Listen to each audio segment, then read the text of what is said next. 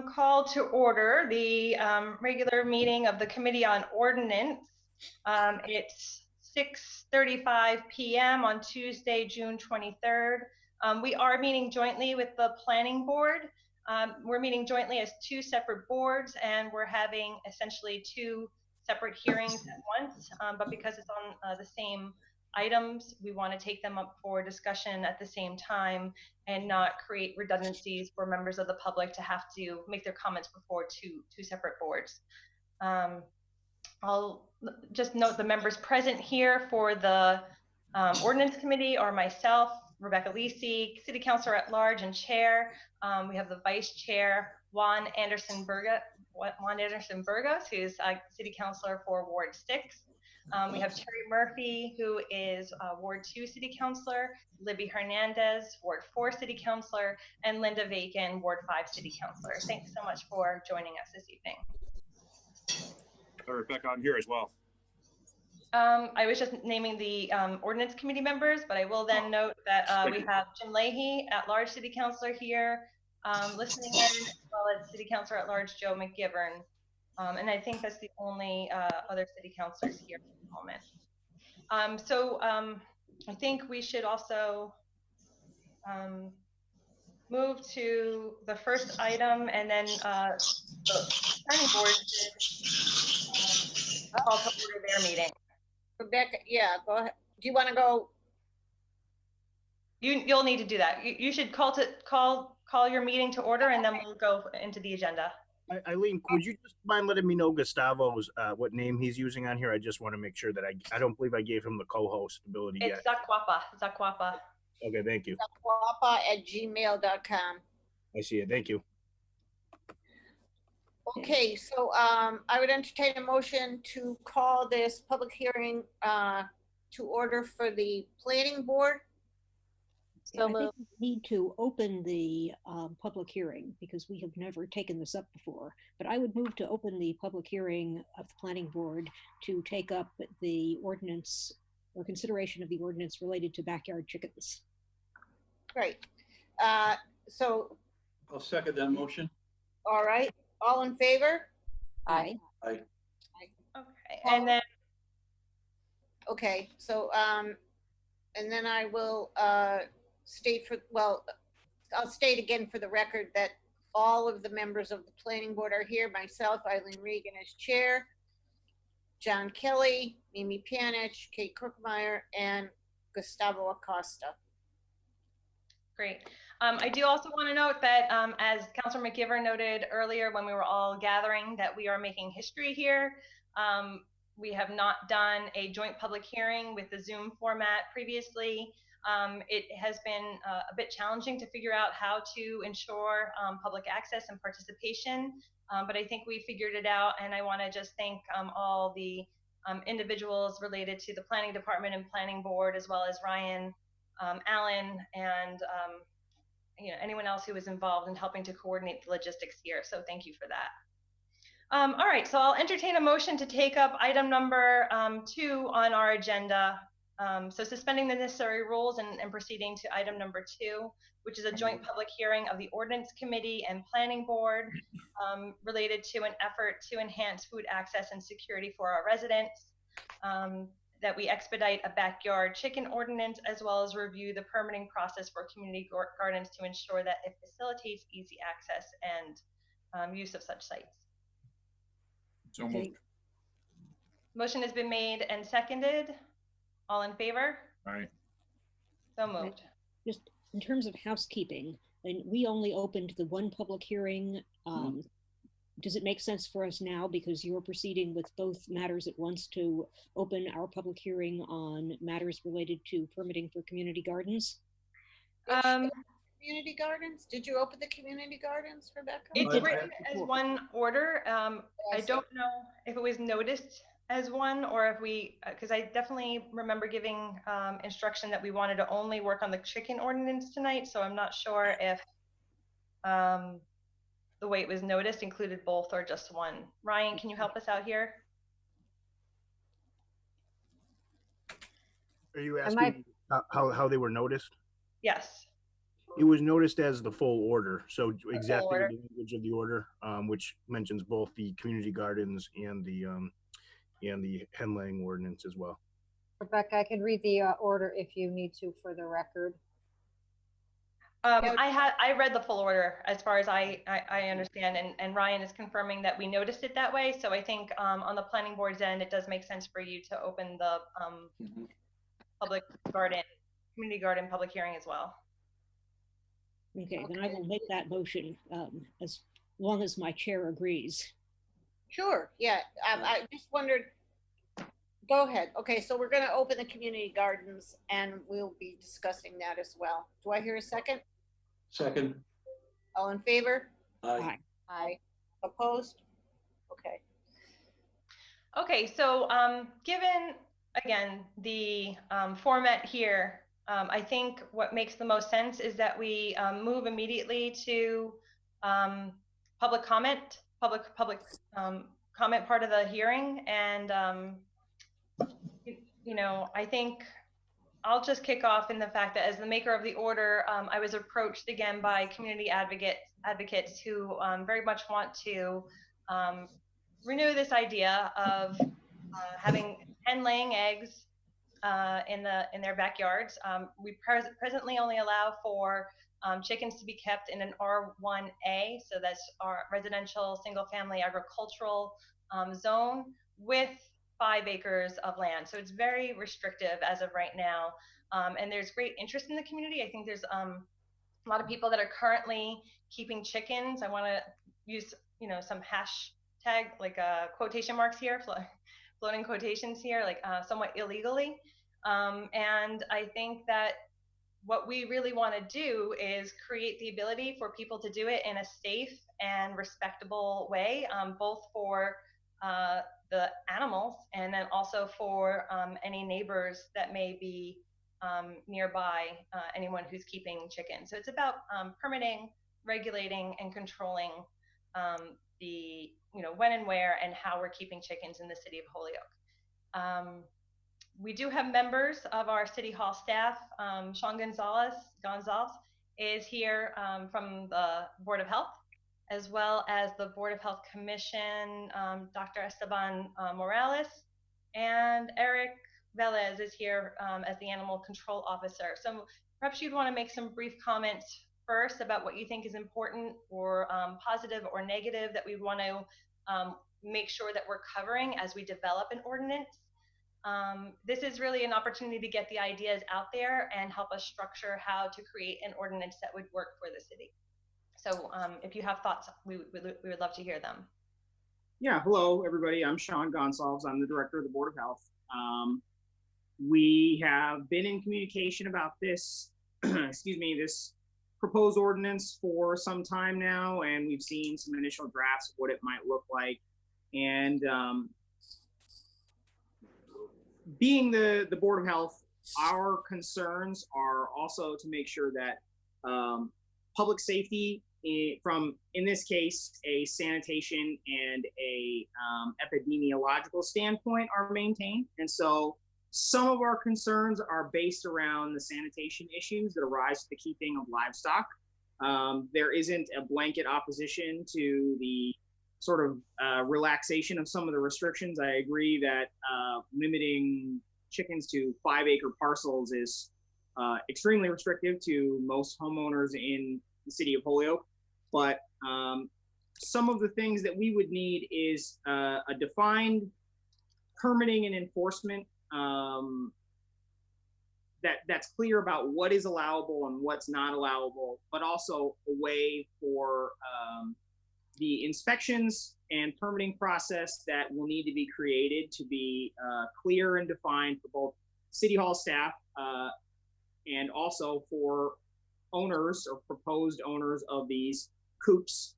And some of our concerns really have to do with relaxation of the restrictions versus total elimination of the zoning restrictions. So for instance, you know, right now it's R1A and it's, you know, 5 acres. Some of our concerns is that in the current, the ordinance as it has been submitted to us, there's no mention of limitations on the types of lots that it can be on. And so multifamily housing, for instance, is a concern.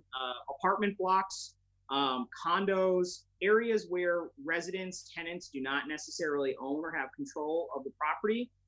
Installing a coop that houses livestock can create issues there, not only for other tenants, but then also for the property owners, as there is no mention of who has ultimate decision about what happens with those animals and how that is to be managed.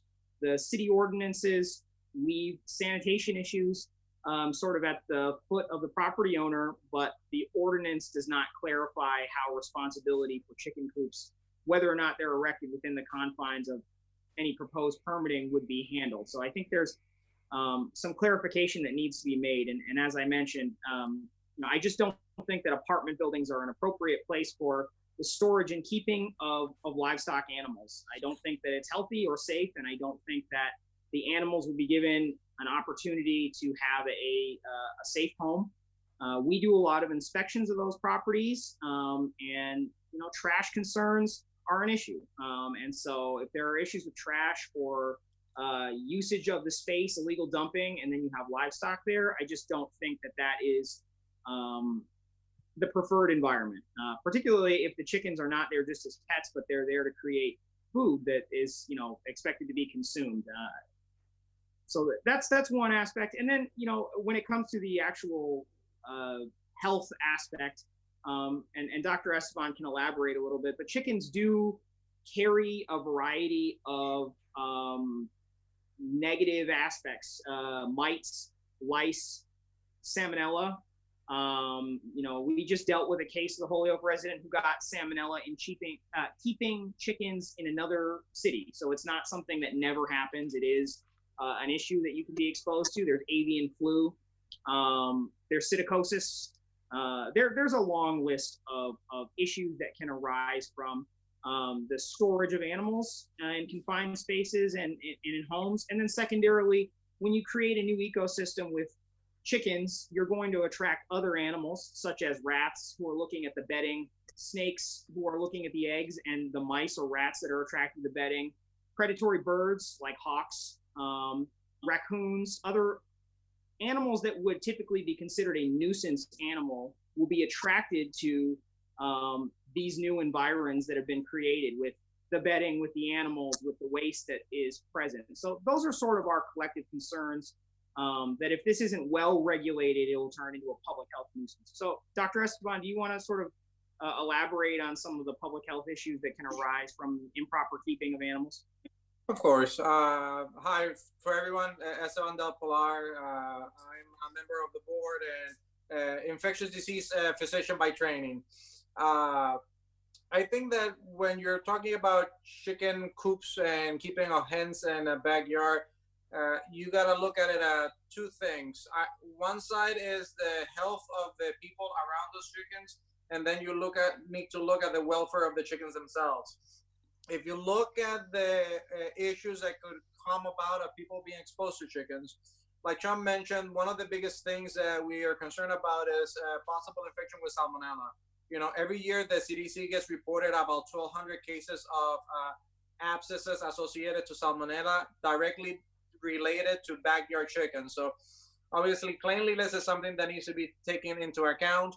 I think that there has to be some indication of how the cleaning needs to be, what is the expectation.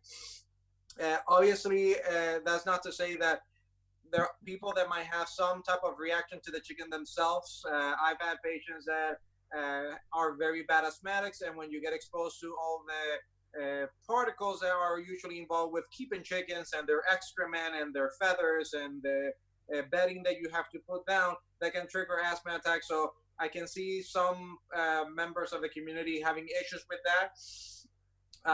And like Joe mentioned, there's a plethora of other bacterial infectious diseases that could potentially come, especially if you're not handling well. There was a study that was done in, I believe it was Colorado, that they kind of released their regulations in terms of backyard chickens, and they saw that less than half of the people actually wash their hands after they handle chickens.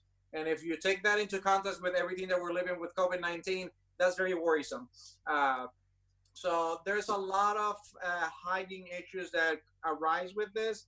Obviously, those need to be taken into account when you're talking about when and where we're allowing these things to happen. The other thing is that you need to look at the welfare of the chicken, because if you're building a coop, you need to make sure that predators don't get in, because foxes, opossums, hawks, like Sean mentioned, a whole bunch of animals are going to come in to try to get the chickens. They can get sick. They can in turn make people sick. So that needs to be addressed. Believe it or not, sometimes some of these regulations need to specify that the chickens need to be fed and watered regularly, because if it's not there, that can raise concern. Well, I can keep my chicken in my backyard, not give it water for a week, and you can't say anything because it's not in the regulation. And obviously, the other component is veterinary care. There needs to be some language in whatever is proposed that ensures that these chickens are looked after. You can't just get a bunch of chickens, throw them in your backyard, and hope for the best, because just a recipe for bad things to happen, not just to the people that are working with the chickens, but also to the chickens themselves. You look at some of the studies of places that allow backyard chickens, and there's always a concern about abandonment. And a lot of these chickens, they can lay eggs for 2, maybe 3 years, and after that, if the owner doesn't have an emotional attachment to them and see them as pets, they get either thrown in the street, and there's some communities out in the West Coast that have some issues with that, or they actually get turned into rescue centers, almost like sanctuaries. And some of them, if you look at the literature, it does seem that they're getting a little bit overwhelmed. So there needs to be some language to not only protect the people around in terms of the hygiene that needs to take place, but there also needs to be some language to say what happens with these animals, because I don't think it would be morally prudent just to kind of throw animals out there and just hope for the best. Some states like California actually mandates that in certain cities that people that want these chickens, that when they go apply for a permit, they actually have to have some sort of training on how to care for the chickens, because some people don't know. They think that this is going to be easy, and they have no idea what is involved in taking care of these animals. Mm-hmm. So I think that the approach should be two-pronged, looking at the welfare of the people around the chickens and looking at the welfare of the animals themselves. And going to Sean's sanitation comment, one of the things that some people would say is, well, if I have a backyard, I can let their chickens roam. It's fairly good because they eat the ticks, and that can solve a lot of issues. But the problem is that if you're letting them free roam, you can get excrement throughout the entire yard. And if there are other people aside from yourself that are using that yard, that is actually a very good scenario for particularly children and elderly to get abscesses because of bacteria associated to chicken excrement. Mm-hmm. And I believe that the child that was handled here recently, that was the exposure. So again, if we're allowing free roaming on top of the keeping of the chickens in the backyard, do we need to put language in there that says if you're going to let them free roam, the backyard needs to be rinsed, you need to turn on your sprinklers or something along those lines. So there are a lot of things that we need to take into account. I think that the documents that have been presented to us as the health board, I think they're a start, but the way that it's written right now, I don't think it satisfies my perspective as an infectious disease doctor that would be safe. So I think that it needs quite a bit of tweaking to kind of get it where it needs to be. Yeah, and I just want to clarify there that those documents have been submitted by community advocates as opposed to like our legal department, who would help us draft an actual ordinance that would have all these different sections for health, welfare, sanitation, even like the dimensional controls for the coops and where they may be placed on the lot of land. So I think the document that was shared was aspirational in terms of these are the things that we'd like to see included, but I don't think it was an ordinance of any sort. We're aware that it was like a rough draft that's coming from the community, but sometimes the way that it was presented to us is like, oh, this is what we want to kind of move forward with, and we're like, this needs to kind of be looked at. No, it definitely would have to be drafted into a legal form. And I just have one more note, Rebecca, and Eric's here as well. And his he can always be leaned on for an opinion about the animals. But just to one thought that Esteban brought to mind is with chickens, there is not currently a rescue in the area that accepts those birds. So when people either surrender animals or those animals have to be seized because they're being improperly kept, many times in the current scenario that we're dealing with now, when they're being improperly kept, they're often not in the best health, but they have to be euthanized. And so that's something just to be mindful of, is that when people do get these chickens, if they don't want them right now, or they don't want them a year after getting them, or when they actually turn into hens, if they're, bought as chicks, that's pretty much what's going to happen to them if they can't be rehomed, is that they'll be brought somewhere and they'll be put down. So just something to be mindful of. I know that there's people get excited about new projects, but these are very much animals and not just a project. And to Sean's point, that's something that we might need to consider as well, whether we would allow people to buy chicks and let them grow to then become hens, or will we avoid that? Because I don't know how many of you here have ever grown up with chickens. I am from a very rural part of Puerto Rico, so I have plenty of chickens in my family. So when they're chicks, you can't tell the sex. So you would have to wait 4, 5, 6 months to find out that, oh, I have 4 hens and 2 roosters. And as the way that most of the ordinances around this area are, you don't allow rooster because of noise nuisance, and they can get aggressive and all that stuff. So that's something that would have to kind of come to mind, that are we allowing chicks, or are we just letting them, buying them a little bit older, taking into account that, at least at that time we can guarantee that it is a hen and it's not going to be a rooster and that kind of stuff. Great. Good point. Eric stepped out. I was going to offer. No, I'm still here. Just hello.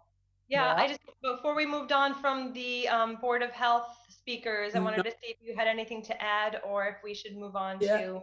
Yeah, no, I'm sorry. I'm just having a little trouble with my camera. I'm sorry. I know Dr. Esteban mentioned ticks, and yes, that number typically grows among these type of animals. And I know that people want to say that they get chickens to eat ticks, but chickens don't typically eat ticks.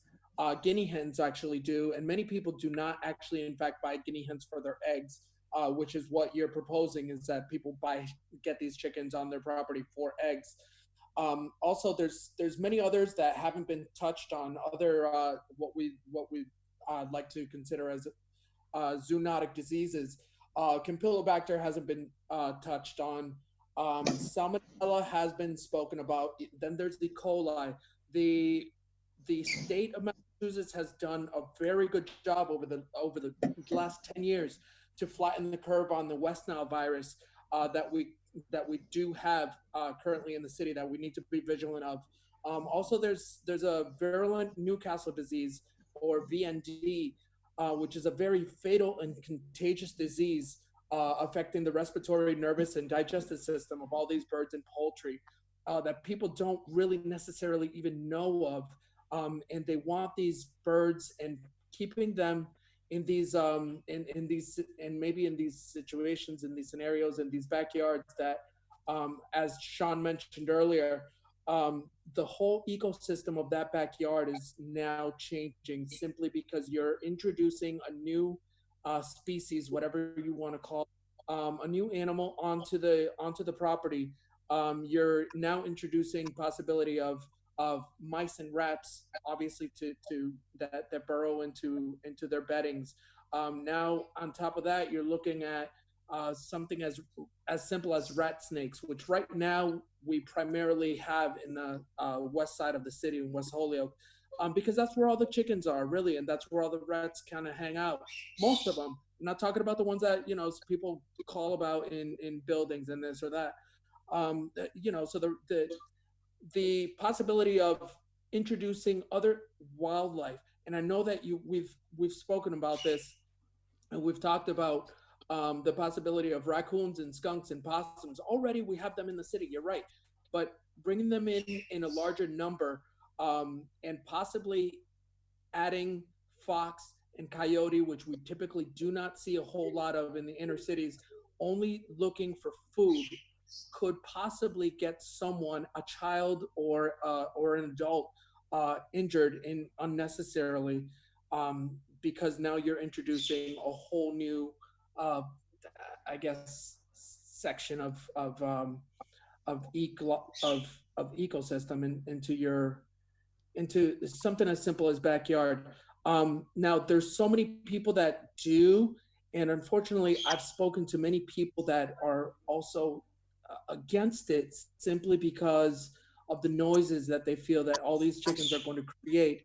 And again, as Dr. Esteban mentioned, when you get them as chicks, you don't know for a 5-6 month period that they're actually a rooster, and the noises that they make. And again, people say, I know that the numbers that you sort of kind of put out to us were in the thousands. I just want to make sure that you understand that there's nothing being proposed. We're trying to hear from community advocates and also the experts in the field about how to structure an ordinance. Okay, sure.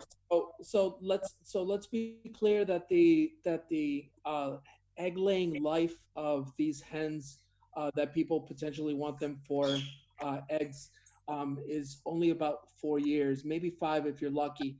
And they typically lay about 3 to 4 good eggs a week. That averages about maybe 900 eggs a year. So there's some concern of,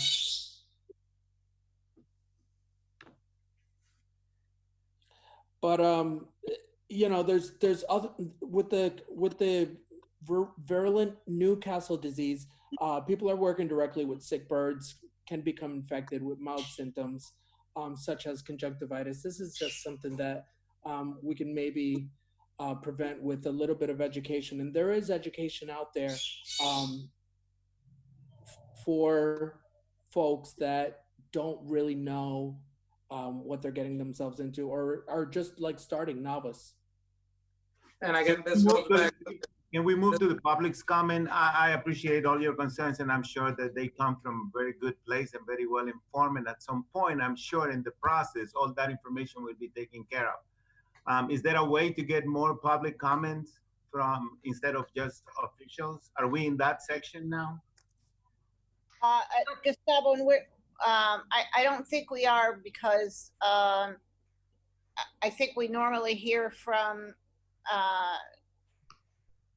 people who have, when we're in a public hearing, we normally let the experts speak, then the particular boards. I understand that, but when that becomes repetitive on an issue that I understand.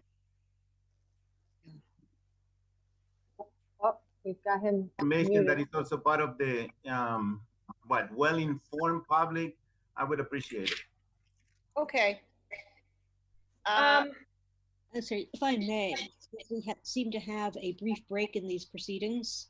I just wanted to clarify a point about the existing zoning for backyard chickens. I understand that under our current law, chickens are allowed in any zone on 5 acres or more, and in an RA zone, regardless of the size of the plot. So, just so that everybody understands the conditions we're actually dealing with. And beyond that, I too, I have to support Gustavo to some extent. We've got a lot of questions from the public piling up, and some of them are directly relevant to what's being presented right now. Well, I do also think, though, that a lot of times the experts can answer questions in advance of public comment. And so I think it's helpful to have that.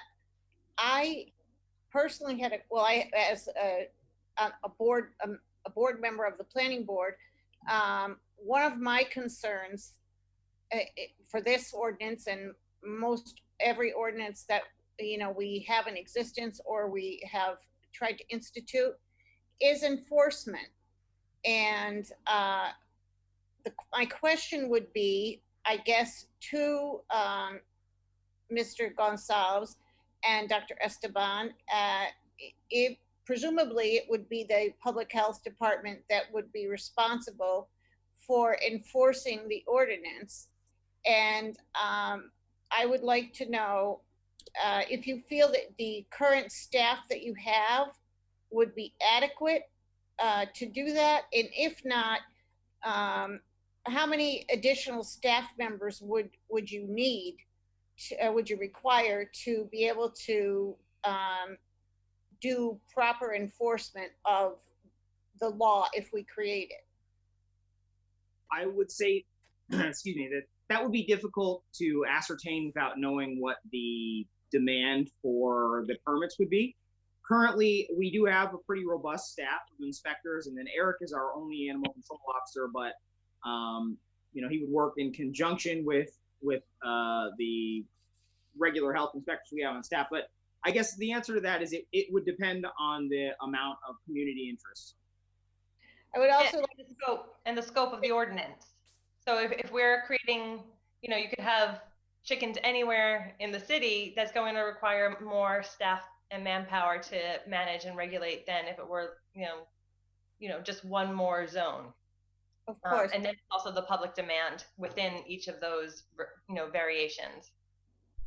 And I would also like to state, just for the record, regarding one of Eric's comments, that is that I live in a very densely populated area of Ward 6. And we have, I personally have seen bears. We had a fox family that the babies grew up under my next door neighbor's garage. And, they were quite entertaining, but they were also, as, anyone would realize, quite dangerous. And certainly, if there were chickens in the area, it would have been a significant issue. And then just one other thing I would like to say personally, as someone who has years and years and years ago contracted salmonella, we obviously know that many of these illnesses are life-threatening, but salmonella, it is highly treatable, but you don't always get a cure. And so if you have salmonella and you are treated, but you don't get a cure, you become a carrier. And that is a lifelong restriction on anyone working in food service, medicine. It can be very life-changing. Mm-hmm. So thank you for that. I do think that we should, I see a lot of comments coming in from members of the public, and I think we really want to, as best we can, capture these comments and thoughts in the meeting as opposed to in the chat, which feels a little bit outside of the meeting, although it will be included in the public record of the minutes following this. But as far as what I can see in my window, I'm just going to go to the person who I see would be next in terms of public comment, assuming that all non-board or city officials are here for public comment. If you don't wish to comment, you could say pass. So first I see Sharon Farmer.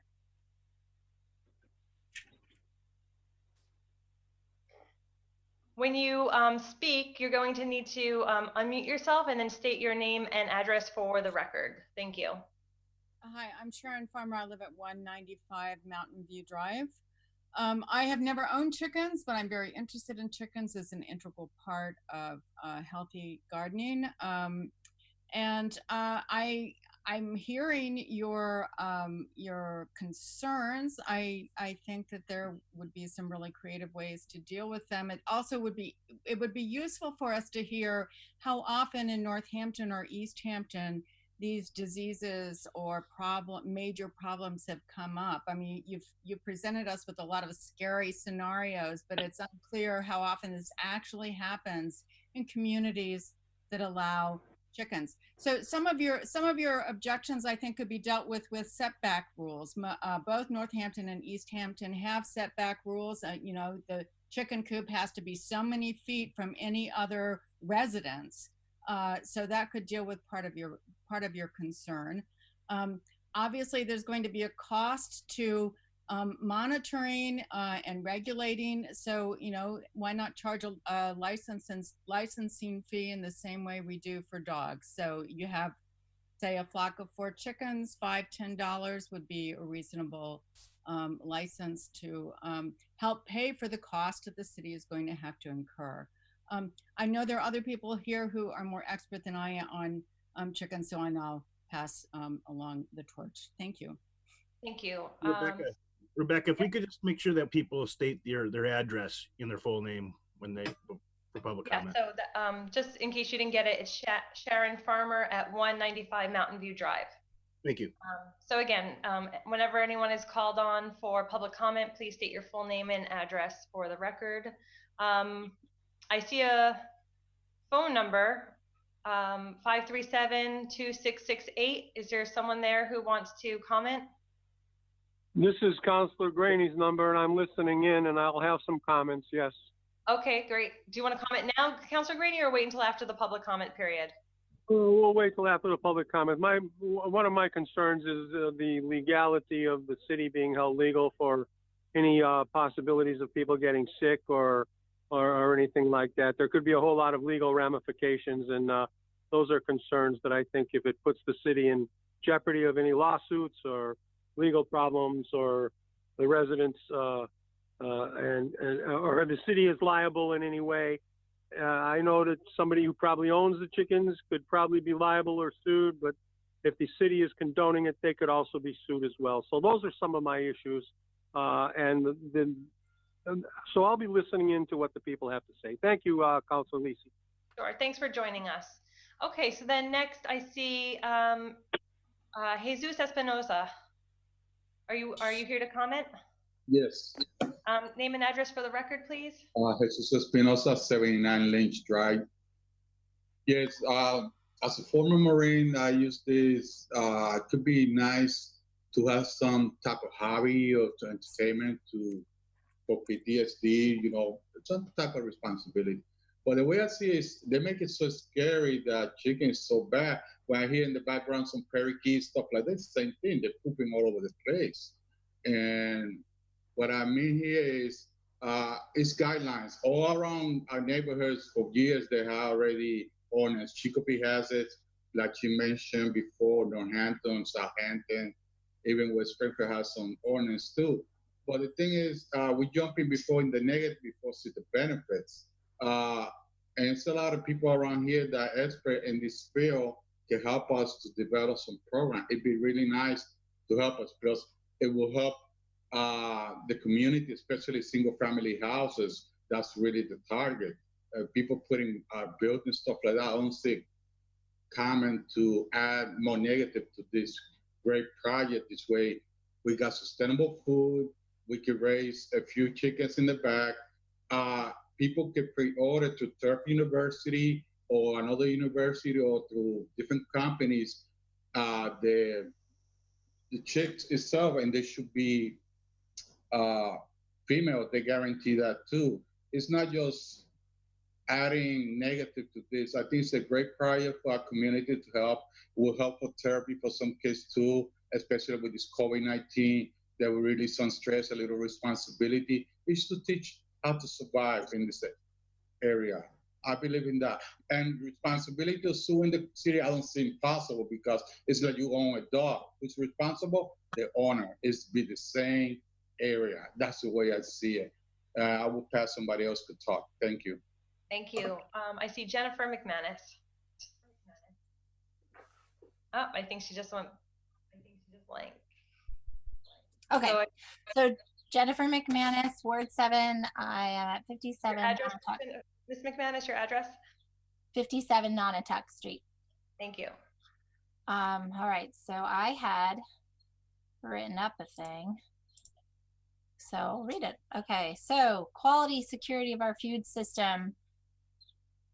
We want to feed our families, very important to many of us. Currently entering the grocery store, we were rationed to 2 dozen eggs without regard to how large your family is or your food needs. So during World War II, for example, when there was rationing, you know, it depended on how many people you had in your house. But it was everyone's patriotic duty to have a victory garden, and including chickens. The suggestion was 1 chicken per member of your household. And the images used in those World War II posters was a yard approximately the size of the yard in the Oakdale section of our city. So it's not a very large yard. So the suggestion that you need 5 or even 1 acre to have a small flock of chickens. When we're concerned about also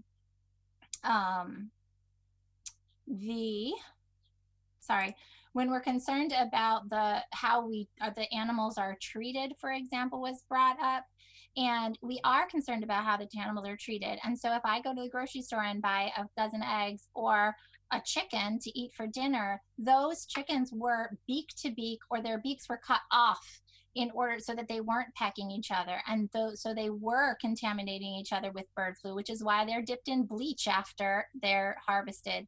I don't want my chicken dipped in bleach, nor do I want my egg dipped in bleach, because they're contaminated. I want a nice, healthy, happy chicken in my backyard that I know is healthy because I raised it, right? Like, that would be a better situation for that chicken. The concern with swine flu and stuff has to do with those industrial raised chickens, not your backyard one. So the other thing is, like, turtles have E. coli, and turtles are kept as pets, and there's no problem with that. People wash their hands. Cats, oh my gosh, if I'm pregnant or breastfeeding, I cannot change the litter box because of the diseases that cats have. People have parakeets and gerbils and all kinds of other things that carry disease. So chickens is, to me, like just another animal. It's the same as having a parrot or a parakeet or something. And if you make the ordinance that they have to be outside, then okay, all the better, right? Less problem with contamination. Dr. Esteban also mentioned that you can't tell if a chicken is a rooster for 4 to 6 months, he said. So when you go to those hatcheries and stuff through homeschool groups and stuff, we've done it as a group and stuff, and those hatcheries guarantee to some extent that you will have all females or all males. And if there's one that they missed or 2 that they missed, you know what? Those go in the soup pot. So the concept of having like a class perhaps, or maybe having to send in a certificate that I took a class on how to harvest a chicken, but being euthanized, I mean, that's what a chicken is for, right? To eat it or to eat its eggs. So I think those chickens are going to have a much nicer life than the ones you bought at the grocery store. There's also, even realtor.com stated that a nice, cute chicken coop in the backyard can increase your property value. Believe that? So let's see what else. Sorry, I have a couple more things to say. So the city as a whole could benefit. So permits make an income, as somebody already said. Small businesses like Highland Hardware could sell chicken food, wire, bedding. The carpenters can come and build your coop. 1/4, more than 1/4 of the landfill that our city pays to dispose of is kitchen waste. So those backyard chickens are better than a composter's, right? And the composter can be smelly, but we encourage people to do that. But that could potentially decrease, well, it definitely would decrease the waste. And then it also could, you know, places like LA and the Bronx and London, England all have chicken ordinances. So it just seems like we would be progressive, forward thinking, future community, right? So let's see. There's also ways to reduce the smell. So maybe that could be part of like the lesson if there was some kind of a class, putting enzymes, lime, if the chickens have probiotics in their food. I read that. I read that if you put probiotics in their food and if you spread enzymes or lime in their bedding, that can reduce the amount of odor. But we're not talking, right, about the odor that you get from a farm, because that is a big thing. We're talking about something that's right outside your back door. So I don't want a smelly chicken coop in my backyard, but I sure want a nice, pretty one. So I think roosters are not a problem. Anyway, okay, I think I covered what I wanted to say. Thank you. Thank you. Okay, next I have Moore. I had another list of names here, but I just see Moore. If there's no one there, I'll move on to Guy O'Donnell. You want me to go? You're good. Okay, awesome. Name and address for the record, please. My name is Guy O'Donnell. I live at 367 Appermont Highway. And I'd love to just echo what Jennifer just said too. We're not talking about, when we're talking about the welfare of chickens, we're not talking about how many chickens we're gonna have and what condition.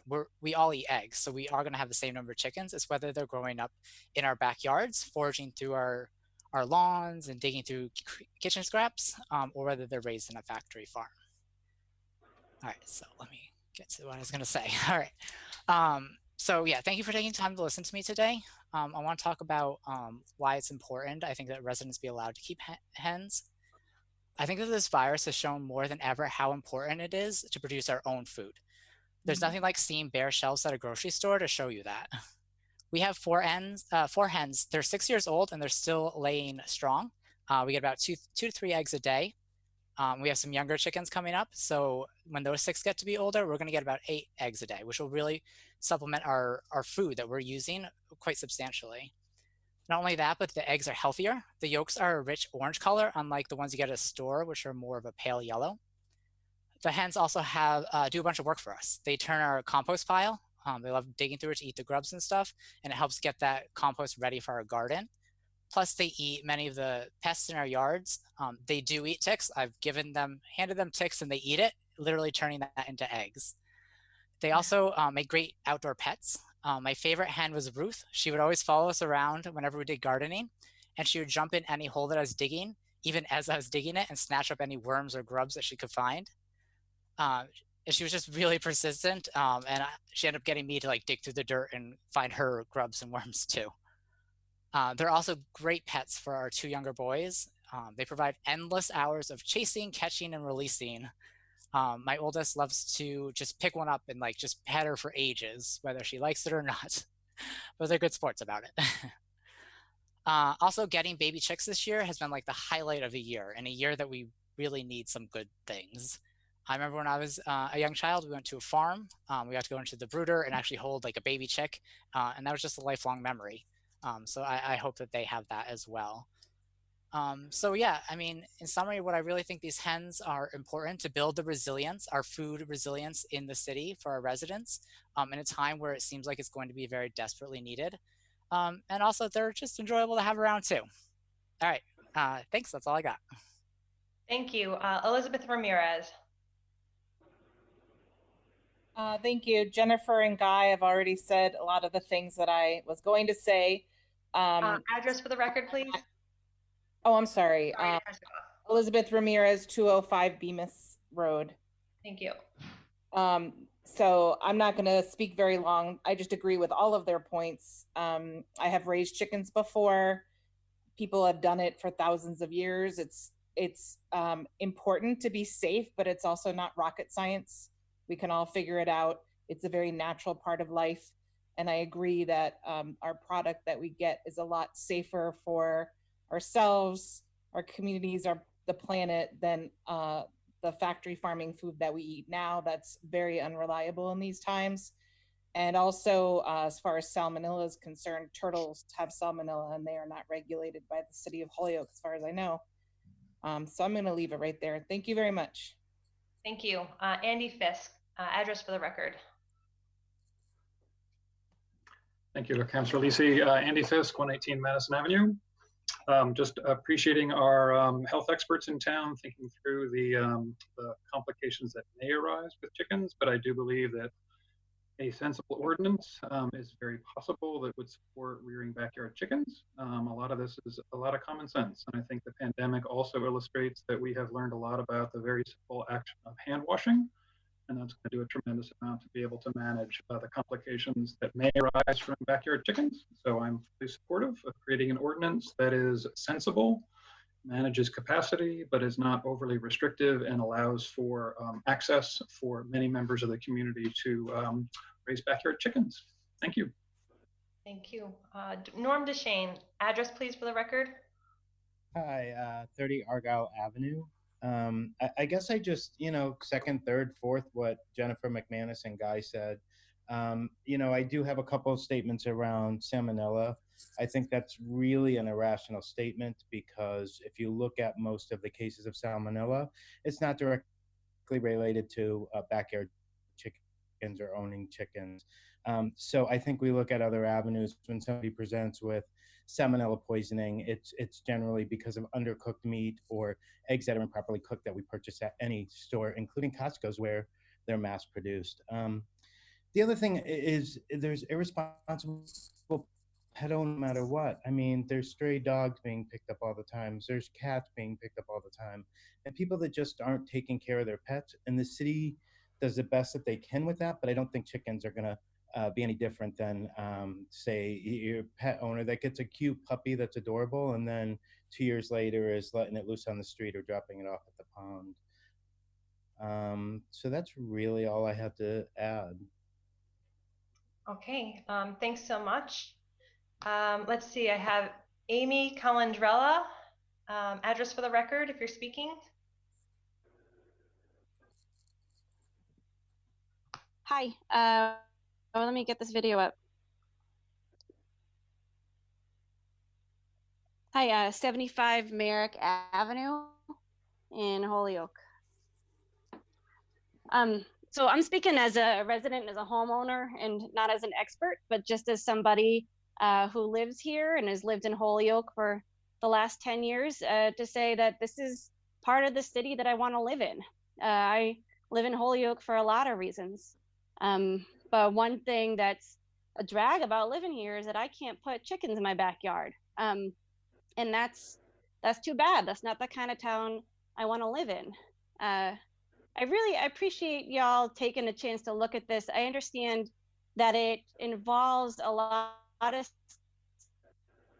officials learning about, trying to understand and putting together procedures and regulations that you might not be used to, or just having to take on a different set of responsibilities. And I think it's worthwhile. I think we're kind of in a period of time here with enough challenges that all of us are having to take some chances, I guess, and learn some new things. And from what I'm hearing from the other people here and from what I know myself, the benefits of having hens in your home in terms of the overall health of a household, the health of a neighborhood, and in terms of just general joy of living and connecting to other little things makes that kind of flexibility worthwhile. And so I guess I'm asking you here to listen to these other residents that have spoken here,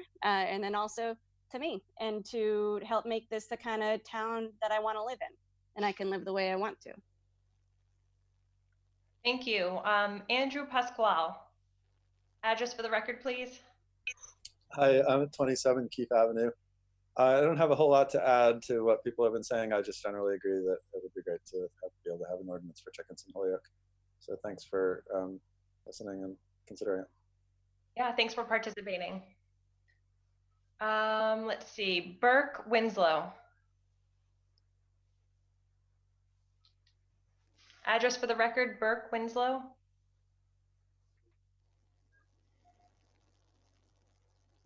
And if we need to come back, I'll move on to Chelsea Gazillo. Address for the record. Man, how do I? We can hear you. You may need to turn your video on if you want to be seen. Okay. This is Chelsea Gazillo. I live at 79 Lawler Street. And I just want to echo pretty much what everyone else is saying, that I'm in full support of having a backyard hen ordinance. One thing I would like to say is that cities across New England have already passed similar ordinances with great success, including but not limited to Boston, New Haven, Hartford, and neighboring cities of Chicopee and Northampton. And if these cities have figured out the legality of individuals owning hens, I imagine we can figure out the legal provisions that would make it so that our city would not be held liable if someone becomes sick from a hen.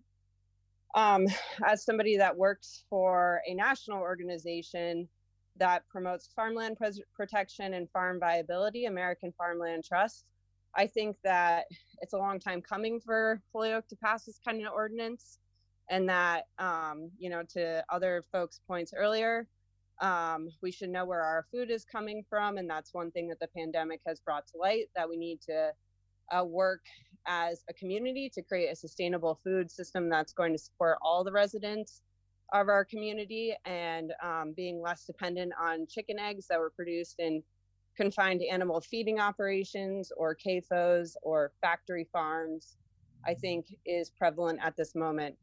And so I'll leave it there. If City Council wants any help developing the ordinance or would like further research from American Farmland Trust, I can be a resource, and please feel free to reach out. Thank you for that. Next, I see Cynthia Espinosa. Address for the record.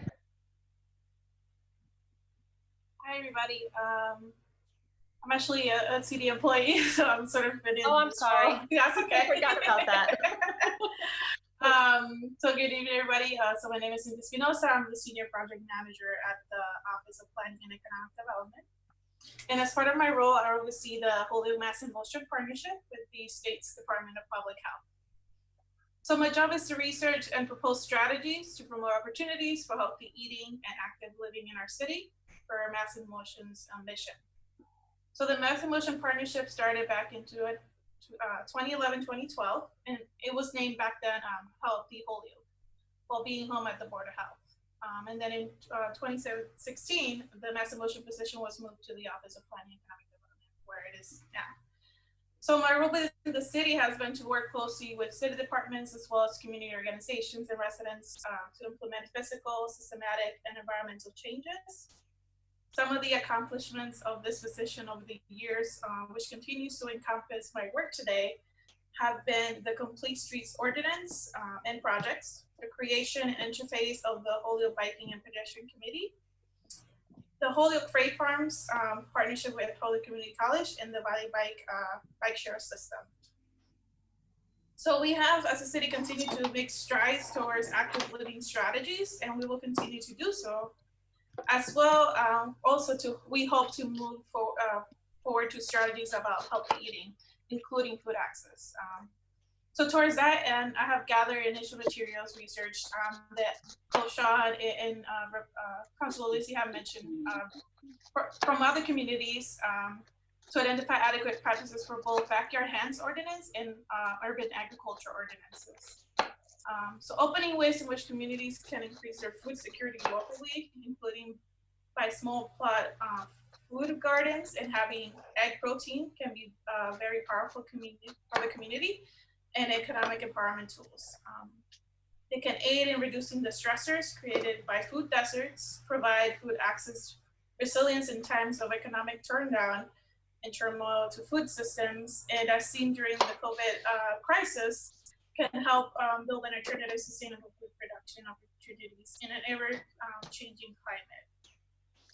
So again, some background materials have been shared, and this has been really all researched, and I'll be working closely again with professional planning and Board of Health staff as needed to continue to refine a hen and community garden ordinance and address any existing and future concerns. I also want to touch upon the regarding of the permitting process for community gardens. Many cities have partnered with organizations to assist with applications and processes for it. So based on the urban agriculture ordinance in Springfield, city lots smaller than 1 acre can be made available to become a community garden. So the ordinance by other cities also includes steps on dealing with the questions of soil contamination, trash, smells, or any other public health concern. So my proposal to all is to consider the research done for the community gardens permitting process and consider smaller spaces, less than 5 acres, which is currently the zoning ordinance, and to allow for agricultural practices. So other cities have implemented this and have successfully sold empty lots that are. I'm sorry. So I just wanted to share that other cities have implemented this and have successfully sold empty lots that are now being used by residents to build social, environmental, and economic capital. So I'm available for questions and we'll continue the research to find solution and want to work together. So thank you for the consideration. Thanks for that, Cynthia.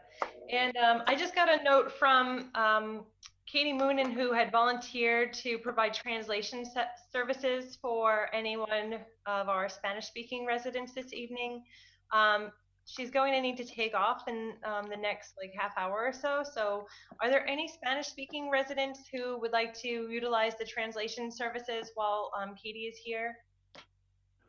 And I'll just jump in to say that in Spanish. Hola, buenas noches a todos. Para quien quiera hacer algún comentario en español, ahorita sería el momento. Yo puedo apoyar con la interpretación, si alguien quiere comentar. If there's anyone who needs the Spanish translation services, they can unmute themselves and identify themselves. Entonces, con mucho gusto puede sacar el silencio de su cuenta y empezar a comentar. Y yo voy a seguir después de usted con la interpretación.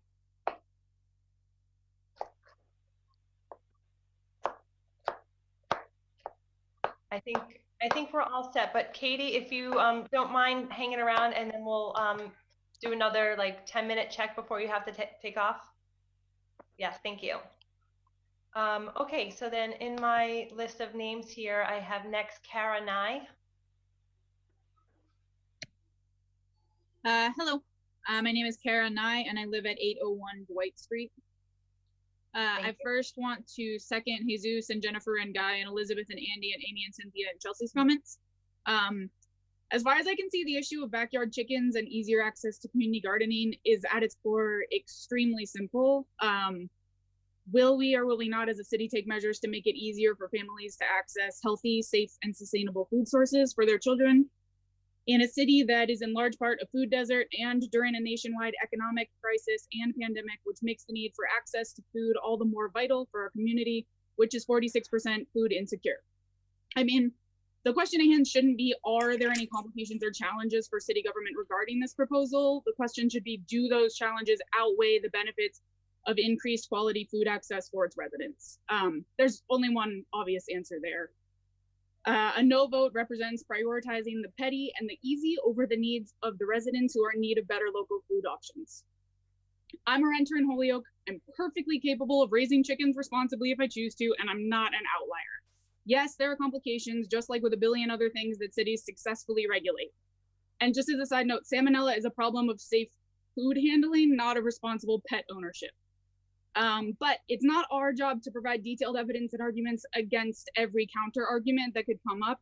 It's the job of you as local government to provide for your citizens.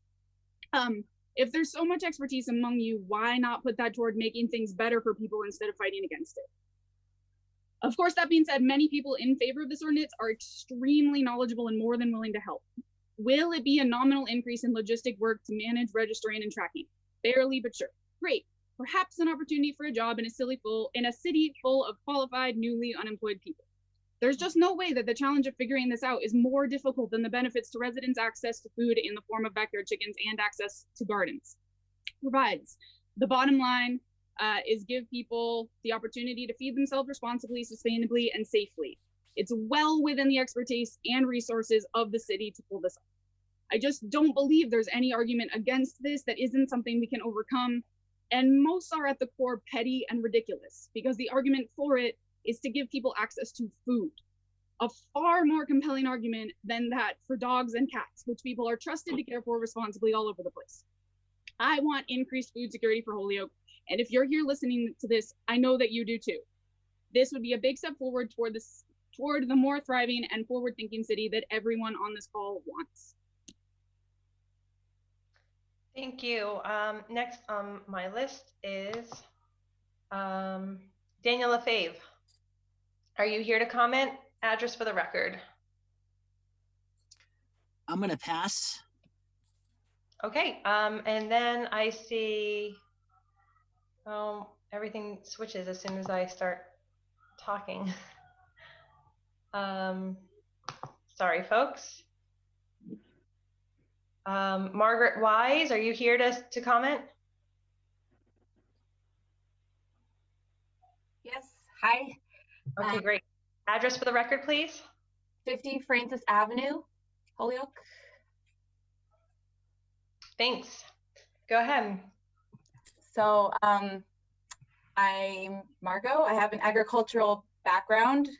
That's the work I do. I used to live in Seattle, where you can have up to 7 hens, and they have a robust municipal composting system there. While I lived there, I became a master certified composter. And I can tell you that the concern about trash is a non-issue. Chicken manure is an incredible addition to compost. It's a great fertilizer for whether it be vegetable gardens or ornamental gardens. Of course, someone already mentioned that the chickens also eat food scraps, which is one of the heaviest components of trash that goes to the landfill. Compost breaks down pathogenic bacteria, including salmonella, at temperatures over 130 degrees Fahrenheit. And chicken manure is a very hot addition to compost. So if you have a backyard pile of yard waste, food scraps, and chicken manure, the chicken manure will get it up to that 130 degrees where it kills the pathogenic bacteria. This would keep food scraps and chicken manure out of the landfill stream, which would be a boon for the city in general. Chickens also produce far less excrement than cats or dogs. And if this passed, I would be excited to have chickens myself. I would also volunteer to teach residents about backyard composting as it relates to backyard hens and community gardens. Now that we're in the middle of a pandemic, this year, all of a sudden, all of my neighbors are starting food gardens. And I've had my food garden for a couple of years, so they're coming to me for advice. And I really don't think, at least among my neighbors, that chickens would be an issue. I can't see how they could possibly be louder than the mowers and blowers that go during the day and the fireworks that have been going off every night recently for the last month. Thank you. Thank you. Liz O'Gilvy from the Springfield Food Policy Council. Are you here to comment? I am here. Thank you very much. I live in Springfield at 11 Dartmouth Street.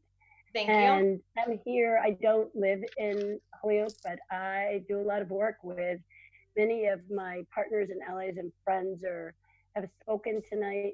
Springfield and Holyoke, in addition to being food insecure, and I want to be really transparent, what we mean is that we have kids and their parents and their abuelas, their grandparents who go to bed hungry. We use really palatable terms like food insecure.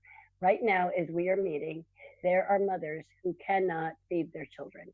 And what they can feed them is often high fat, low protein, bulk content diet that's approved by the USDA for SNAP purchases, but it is a thing that is made of Springfield and Holyoke, Camden County, the sickest county in our Commonwealth. Robert Wood Johnson Foundation is a national foundation that rates communities for health. Our two cities have the highest rates of childhood obesity, childhood diabetes. I'm not talking about type 1, the autoimmune disorder. I'm talking about the acquired disorder that adults generally get when they're overweight and undernutrition. have less access to nutritious foods.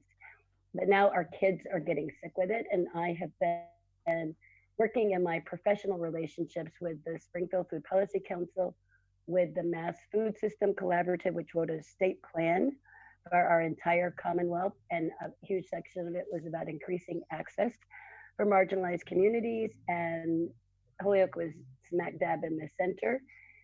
Backyard hens provide an opportunity to increase high protein food for families at a very low cost that becomes sustainable for the long haul.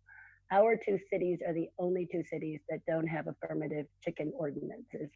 And, you know, it saddens me that more progressive, i.e. often more financially privileged cities, their city leadership seems to perceive that because people have a higher earning wage, that they are more capable of managing chickens and managing the process, when in fact, I use the word poor because it's not a sin of people to be poor. It's a sin that we allow poverty in our very rich country.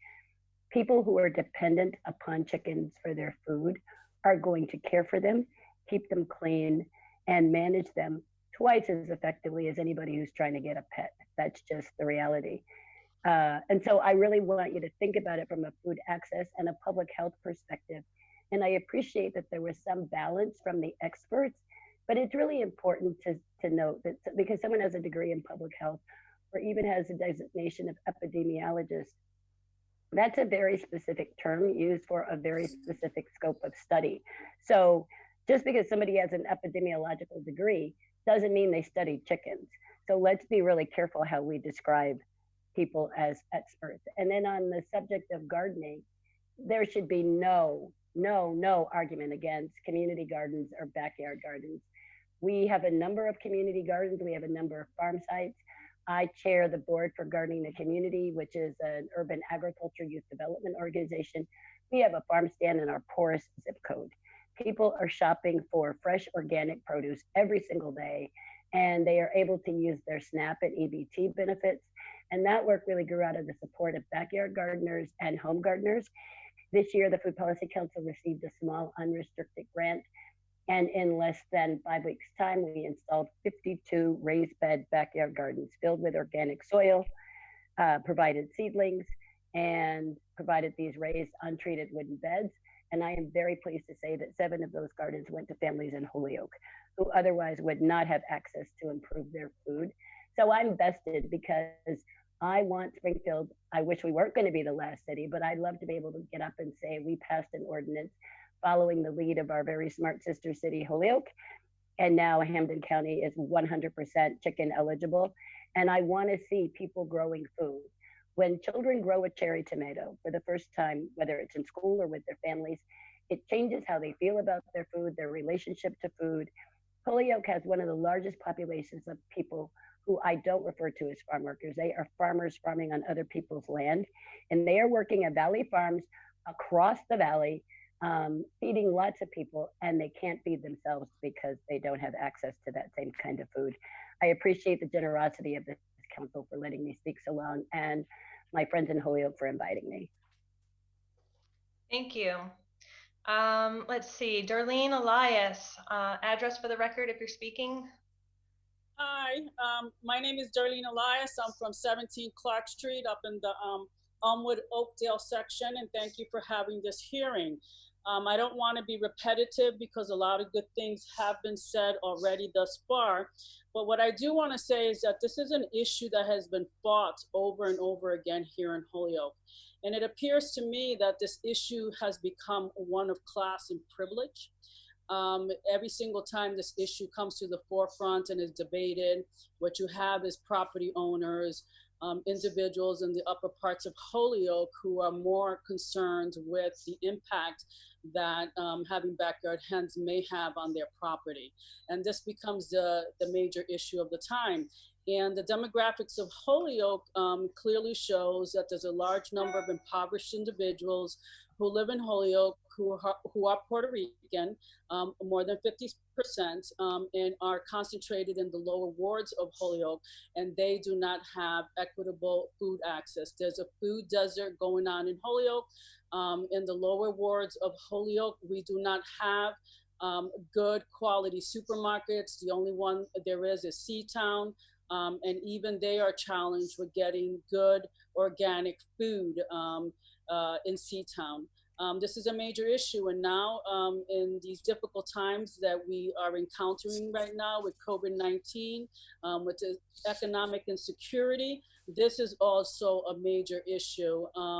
So I'm totally in favor of having eggs. I am a homeowner.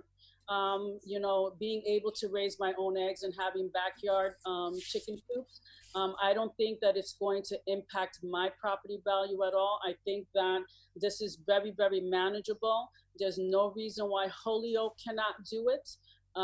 You know, considering that the surrounding communities and towns are doing it, before we become reactionary and once again shut this effort down because of class privilege issues in our city, I would ask you to do the research and put forth the information from the surrounding communities. So I'm totally in support of this, and I will be monitoring this as well on a long-term basis. Animal I have ever seen. Is it a cat or a dog? God, there's no way Oliver could live here if he looked like that. Liz Oglivy, I believe that you got unmuted for a second. So if the host, Ryan, if you can mute her again, that'd be great. Darlene, did you complete? I'm sorry, you got interrupted there.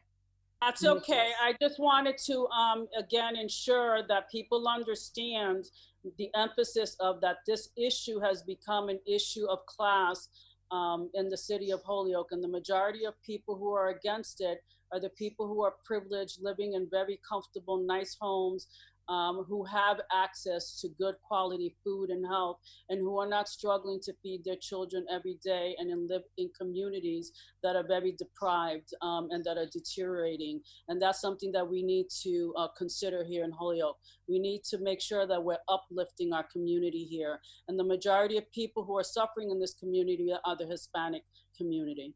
And so I will be continuing to monitor this, and I hope that we have some success. Thank you.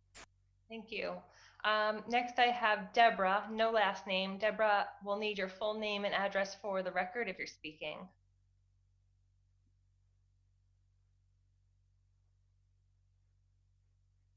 And if there's no Deborah, I'll move on to Ryan O'Hara for the moment. Address for the record, Ryan? Yes, just sorry, one moment. Sure. Good evening, everybody. Ryan O'Hara, 51 Merrick Avenue. I was actually here for something different tonight.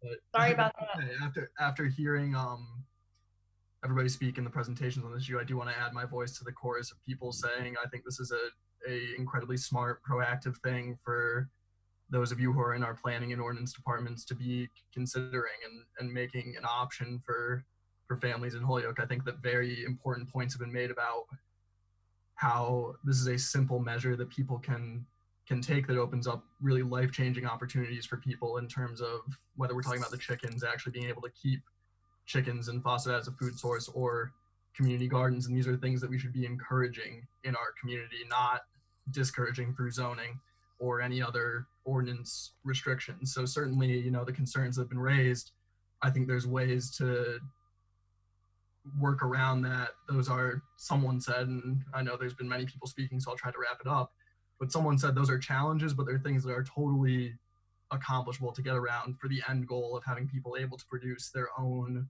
sustainable food sources, especially as, for me personally, you know, the specter of climate change is out there. And I think that it's probably going to be more important than ever that people are able and know how to grow their own food, to cultivate their own poultry. I just think it's a great thing for Holyoke, and I trust that all of you can figure out a way to make it work.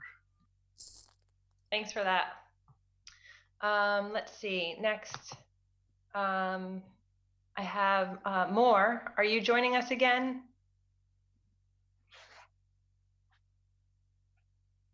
Moore, are you there to speak? No, not for now. So then Eric Tonesmeyer. Great. Good evening, Eric Tonesmeyer, 145 Brown Avenue. First, I wanted to say to Cynthia's comments, yes, I'm in favor of community gardens on smaller parcels. I don't know if that's really being debated tonight or not, but I think that's great. echo Darlene's comments. I will say I'm glad there's no roosters in here. They do really make a lot of noise in the middle of the night, and they're mostly where the sort of nuisance problem is to me.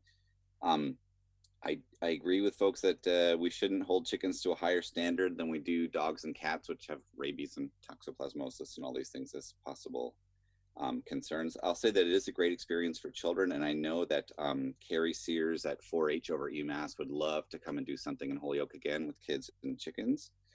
And if there was to be a chicken school of some kind, I would also nominate Dr. Perdersay of Sanctuary Animal Clinic. I think he's on Linden, maybe, who is great and has a really good teaching style, as well as good knowledge on farm animals, because he's a large animal vet.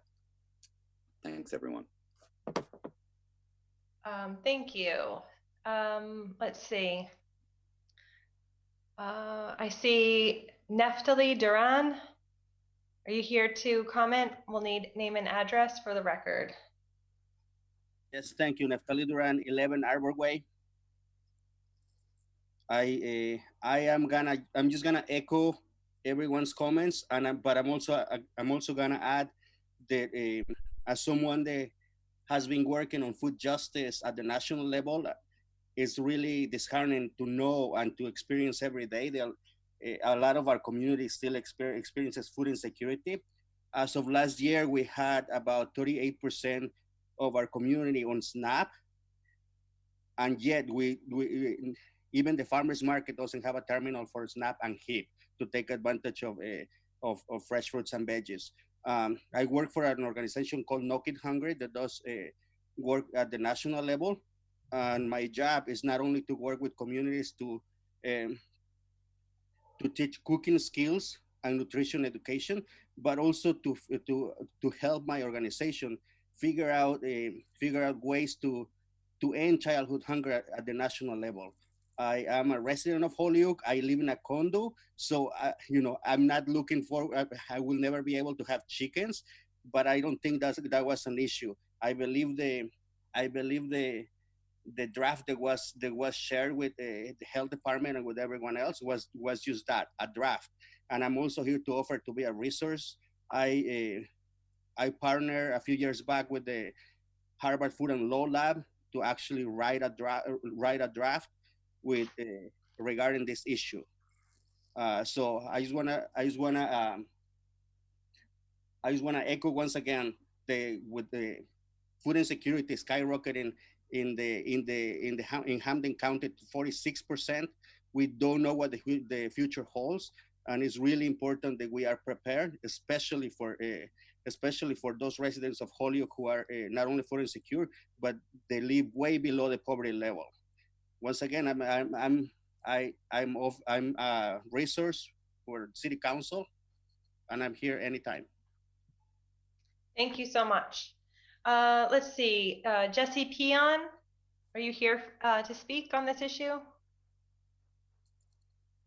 Yes. Great. Address for the record? 29 Myrtle Ave. Thank you. Go ahead. So, I am definitely like at the beginning of my journey in terms of my knowledge regarding this issue, but I just wanted to write for public comment or to speak.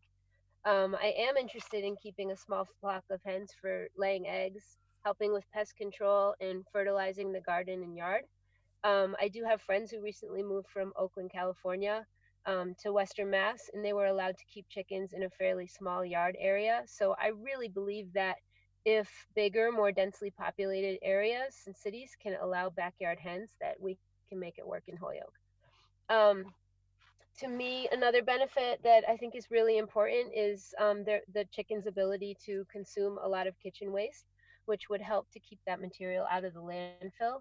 I have been starting to work on backyard composting, and I feel that adding chickens to the mix would also benefit that ability of like putting less trash into the landfill.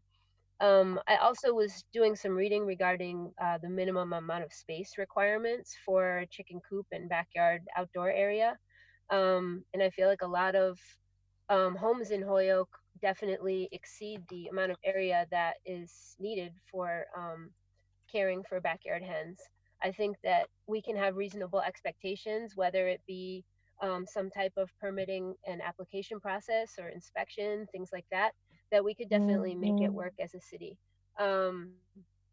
Listening to everybody's comments before me, I'm so impressed and amazed with the amount of knowledge that we have in our city. So it feels like there are a lot of people that would be willing to jump on board in educating the community.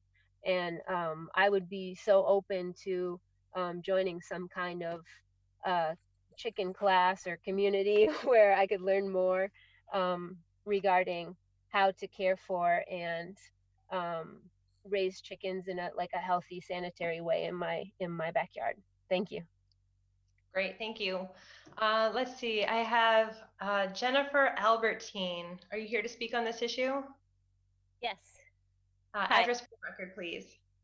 So I don't actually live in Holyoke. I am a professor at Mount Holyoke College, and I teach classes in public health and environmental health sciences, and I work with people in your Holyoke community on food justice work, many who have spoken already tonight. And so I'm here as a positive public health person to talk. And so I just want to say that I hear a lot of negatives about this ordinance from city officials. As Liz had already stated, I would like to remind the city officials again that the health of Holyoke residents falls below the state averages. According to the Holyoke Medical Center report, the rates for several serious diseases, conditions, and economic issues in the greater Holyoke area are significantly higher than the rest of the state, particularly chronic diseases like heart disease and obesity, and that poor diets and physical inactivity are the leading driver of these chronic diseases. It has been shown that chronic diseases can be prevented and treated through diets that are rich in fresh foods. As others will or have testified, it is difficult to get local fresh foods in Holyoke. In addition, when fresh foods can be found, they are costly and unaffordable to many of Holyoke's residents. Clearly, there's a need to increase the access and affordability of fresh, nutritious foods to increase the health and well-being of Holyoke residents. Backyard hens and community gardens could do just this. Caring for chickens and gardens increases physical activity. Backyard chickens produce eggs that are higher in vitamins, omega-3, and beta-carotene that have less saturated fats than store-bought eggs. Chickens are also beneficial to mental health. Through offering companionship, they increase levels of oxytocin, which lowers stress and blood pressure, and increasing intake of omega-3 fatty acids, which have been correlated to reduced depression. As Margot said, composted chicken manure is also an excellent source of fertilizer for gardens. Chickens are natural pest controls. They eat weeds and bugs that hurt our garden plants, reducing the need for chemical pesticides. There's also an environmental health benefit to having chickens. They eat mosquitoes and ticks. There are peer-reviewed papers verifying this, which are vectors, and these insects are vectors for common diseases that we see in Western Mass, such as Lyme disease or Triple E. They can also cut down on food waste going into the landfill, reducing greenhouse gases as they happily eat chicken scraps. Local food also reduces the carbon footprint of our food system. Finally, the space that they would be taking would otherwise be covered with lawns that require water and resources with no nutritional benefit.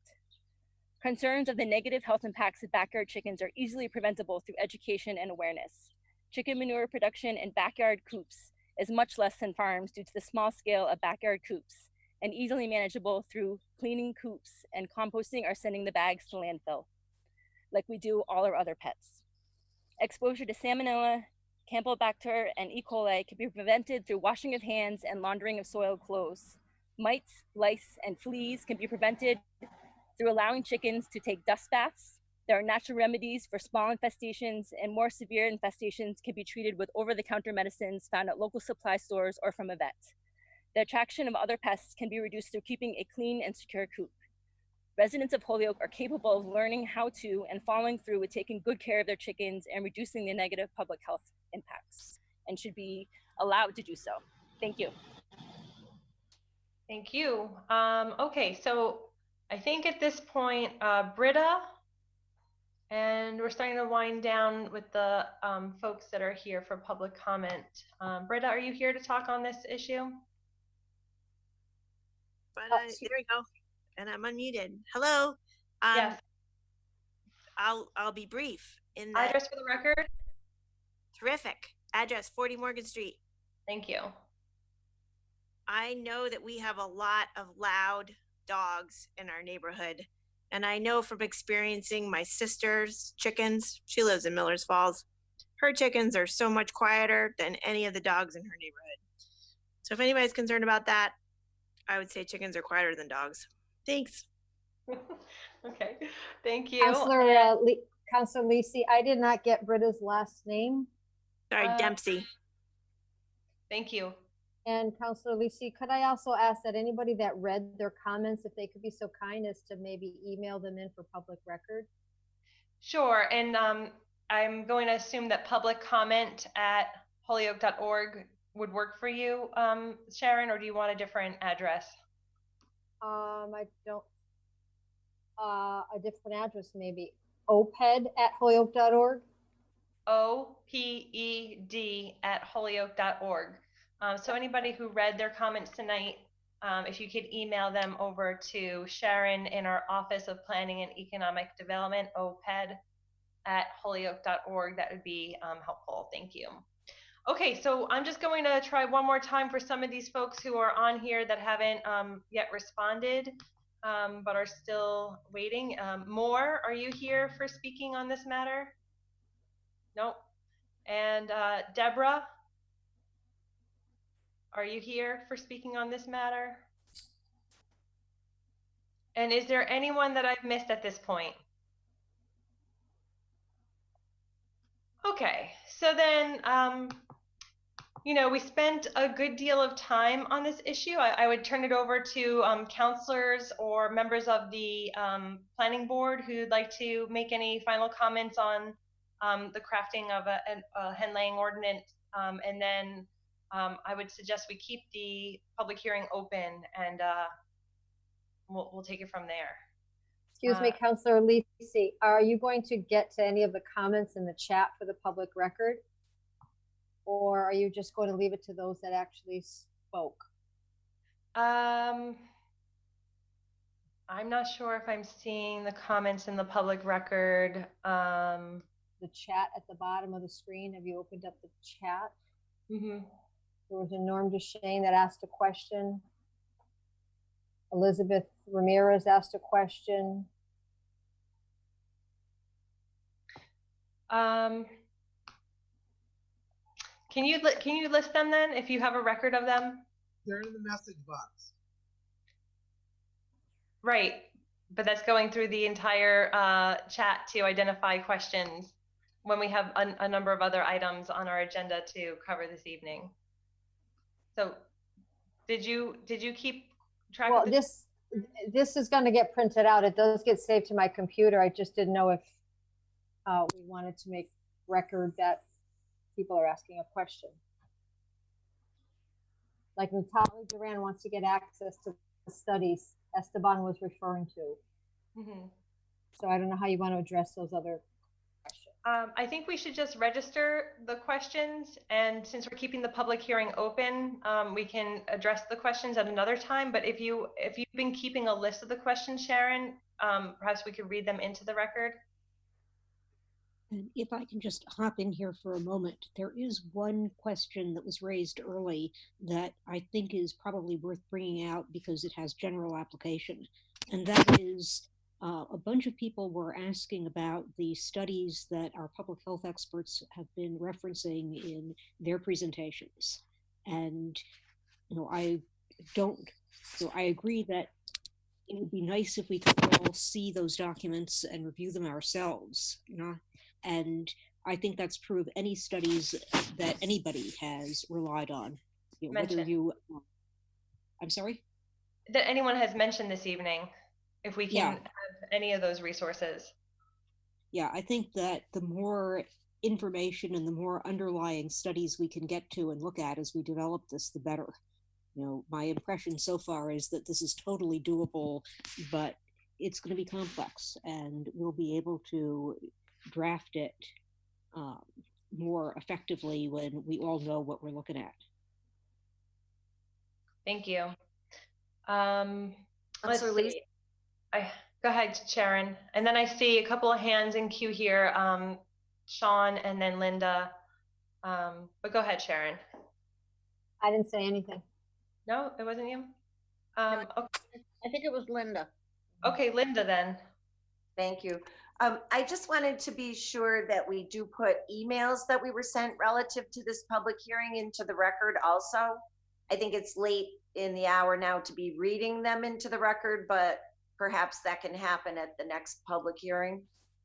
Because I know there were some emails that came to us as well. Right. And I also think it would be helpful if at the next public hearing, we do have the current ordinance that does exist in the city, because clearly there was some confusion about what is or is not included in it right now. So it would be helpful to have the language for the next public hearing. Thank you. Thanks for that. So I did pull out the email communications that I got. I think I will just go ahead and read them since I have them pulled up and it's not a problem. So one is from Sue Brulette, who lives on Morgan Street. This is to the Ordinance and Planning Board. The purpose of my communication with you today is to express my full support for the city to adopt an ordinance for backyard chicken raising. Given that neighboring communities have such ordinances, I am sure that Holyoke will create a strong and effective set of rules regarding the raising of chickens, meaning egg-laying hens, and will join most towns and cities in the Pioneer Valley in encouraging and supporting residents to actively and independently meet their individual food needs. Obviously, in these uncertain times, the issue of food access has become a real concern for many. If a resident has access to adequate space and is willing and able to invest her time, labor, and finances in establishing a flock of egg layers, this should be broadly encouraged. As is said about those who undertake this commitment, the first egg is worth about $2,000. This type of farming is not inexpensive or easy. However, a good flock will meet a family's needs easily once established. Chickens produce excellent manure, which is a great benefit to garden, and through composting does not create offensive odors. Chickens keep the ground they live on free of bugs and pests that are a nuisance to humans, and the chatter of hens is not noisy. For so many Holyokers who rightfully love dogs, despite experiencing noxious dog leavings along sidewalks and trails, and are disturbed by their barking and howling, it is worth noting that egg-laying hens will not increase this unpleasantness. Chickens are clean, quiet, and hopefully productive. They connect children and adults to the simple and natural world through caring for and benefiting from a backyard flock. With proper and enforced rules and regulations, allowing Holyoke to raise chickens in their backyard is a good action for city leaders to undertake. Doing so acknowledges the challenges of the times we are living through and mitigates some of its stresses. Then I have also from Talitha Abramson on 194 Sargent Street, that Talitha Abramson and Megan Hudson are both writing to express their full support for regulations changing so that residents can raise chickens and have greater access to community gardens, especially now during the pandemic, but always. We need to raise, buy, and support local. Then I have one from Ellen Clark. Hello, Rebecca. I know you are for allowing the raising of chickens in backyards. My husband, Hugh, and I are not. We are totally opposed to this. My understanding is that there is going to be a vote tonight. I know you are all a citywide councilor, so I hope you will consider our opposition to this. I know you are a reasonable person.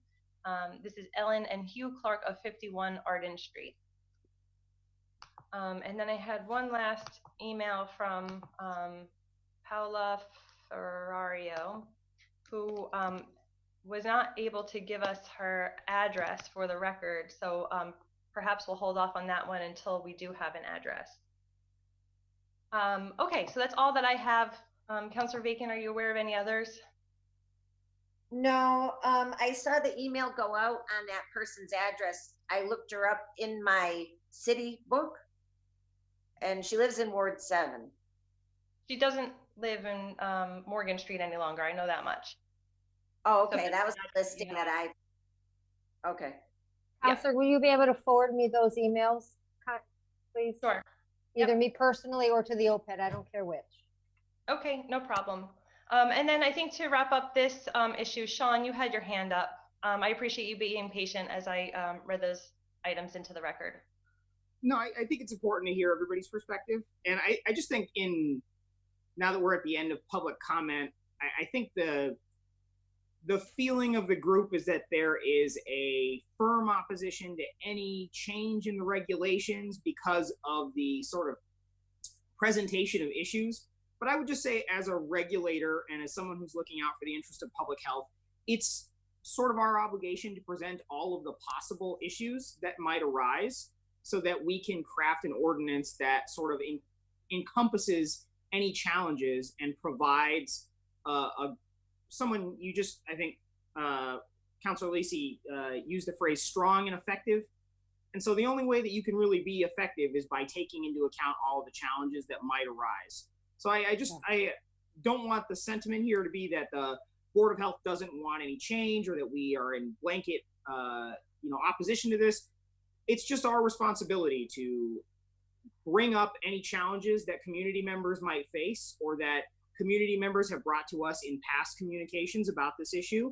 And so it sounds negative or it sounds as if we're trying to make it seem like it's awful. But in reality, we're just trying to make sure that all of our I's are dotted and our T's are crossed. Thank you. We do appreciate that. Councilor Lisi, that person lives at 1 Parkview Terrace in Holyoke, and we let people from out of the city enter into public comment. So I think it's only fair to read a Holyoke resident's letter into the record, please. Sure, but do we know that that's her address? That's the only thing that I'm saying, and I'm not opposed to it being added into the record. It's just that if we don't have an address, we did have an address for everyone else. Yeah, 1 Parkview Terrace. Okay. So this is from Paola Ferrario. Sorry. Letter.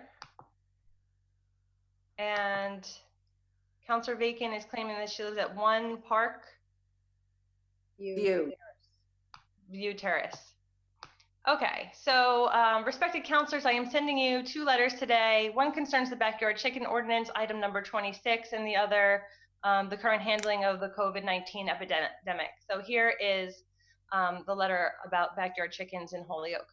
I strongly oppose backyard chicken city ordinance for Holyoke at this time, although I am certainly open to such practices in the future after proper regulatory processes are put in place. I believe that in order for people to have chickens in residential areas, the city should require testing of soil where animals would be pecking, completion of a class and/or exam on the part of prospective urban farmers, a quote, no rooster policy in residential R1A and RA2 zones in order to guarantee peace, and coops should pass inspection before the chickens are bought. I would like to justify my request by telling this simple, true story. Back in 2001, when I was teaching at Rhode Island College, I had a student named Mary Ellen Snyder. She was a wonderful student, extremely bright, very involved with environmental issues, and capable of both pragmatic and abstract thinking. After she graduated, we kept in touch. Her fiance, Brett, became a friend with whom I regularly hiked and collected edible mushrooms with in the woods. Professionally, he was a gardener and a licensed trapper, a man who certainly understood nature. After they got married, they rented a small house in Cranston, Rhode Island with a large yard. Mary Ellen got pregnant, and it was then and there that they decided to raise chickens. In their minds, a guarantee that they would be eating very healthy eggs. The thing that they both overlooked was the peeling side of an old garage on their property. Chips of lead paint fell to the ground, and the chickens ate them. Within a couple of months, Mary Ellen tested very high for lead in her system. Upon analyzing the eggs, she found them full of lead. Mary Ellen and Brett had to kill all their chickens and bury them. Fortunately for Mary Ellen, the lead poisoning symptom went away. The lead values in her blood went down. Only time will tell if permanent damage was done. Mary Ellen and Brett are a smart couple. She is a college-educated and taken a good amount of science classes. He came from a family of farmers. Still, neither the danger that the contaminated ground. Still, neither of them were aware of the danger that the contaminated ground could present. Holyoke grounds are far from pristine everywhere in every neighborhood except for possibly parts of Ward 5 and in the southeast parts of Ward 7, two areas that were always rural and less densely populated. Ward 7, 5, and 6 are at great risk with a high number of houses and buildings with chipping paint and older peeling asbestos tiles, etc. Wards 1 and 2 have always been industrial and have seen many fires and demolitions. God only knows what was deposited in the soil over those years. I lived in Ward 7 for 12 years. And during that time, I saw carriage houses fall and many houses with peeling paint, fires, etc. Much debris has settled on lawns because of that, and chickens will dig it up. You may want to look at the following properties in Ward 7. I don't know if this is appropriate actually, but she lists a number of houses in Ward 7 and in Ward 3 that you may want to examine because they are in terrible condition and they are constantly, she's interested in protecting the health of tenants' health and well-being. There are alleyways in Ward 4 and Ward 1 where people throw trash and needles. What if chickens escape the coop? And if you had a chicken, you know, they sometimes do ... The truth is that backyard urban chickens can be a very appealing feature in a town for younger generation buyers, and this is a phenomenon that's hip and trendy. If the city council can manage to keep a well-regulated system of checks on this, it would definitely be a plus for our real estate market. But as of today, our city is not physically or bureaucratically ready for it. And don't forget the wildlife: fishers, coyotes, foxes, and bears, which all have been sighted wandering in parts of town. They will be attracted to coops, whether for the chickens or the food and water that sustains them. The arguments that this practice will save people money and relieve food shortages let me give you some numbers. A coop can cost $500 to $1,000 minimum. Chicks, 10 birds, $55. Chickens start laying eggs after 6 months. So that would put us at October at this point in time. But since shortages of food are predicted to happen in the summer, people would have to buy grown laying chickens at $50 to $100 each bird. Then there's the question about chickens raised for meat. Will people be allowed to slaughter them in the yard? Does Massachusetts allow for that?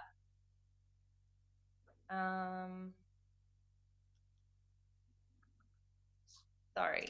In short, a coop for the production of eggs ready in July or August would cost about $1,000 to $1,500. That amount could buy a small freezer filled with $500 worth of meat or protein of choice.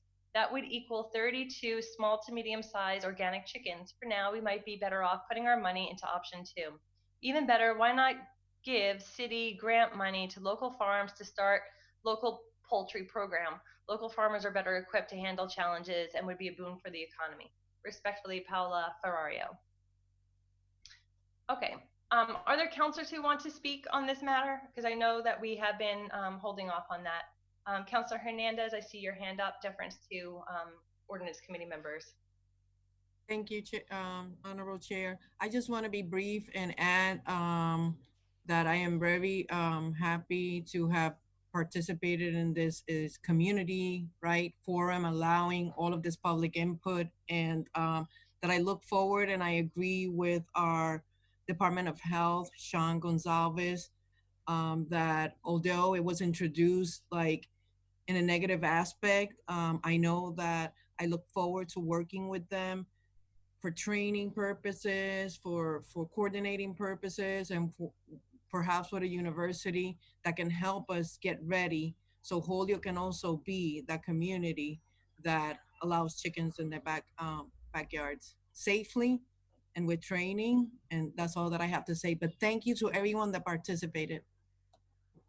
Thank you. Lisi. I think I saw Councilor Anderson-Burgo's hand up, but I'll come back to you, Eric, in just a moment. Councilor Anderson-Burgos, did you want to speak? No, I'm glad that I was able to sit on and listen to everyone's comments and concerns. And this is something that we are going to definitely have to craft carefully. There are some concerns. And again, my thing is about safety and security.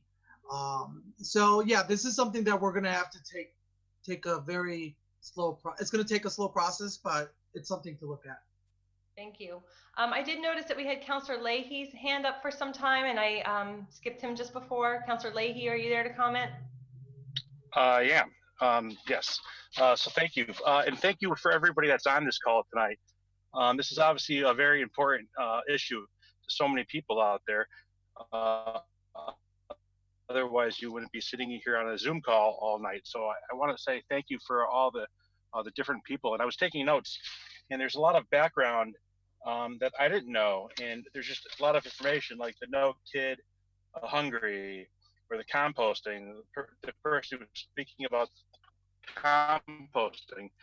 I made a note to myself into that tomorrow. I think that was pretty interesting. And I think there's a lot of different interesting just so, and I know that people have said it, but there is an ordinance on the books. What we're doing tonight is just kind of clarifying or,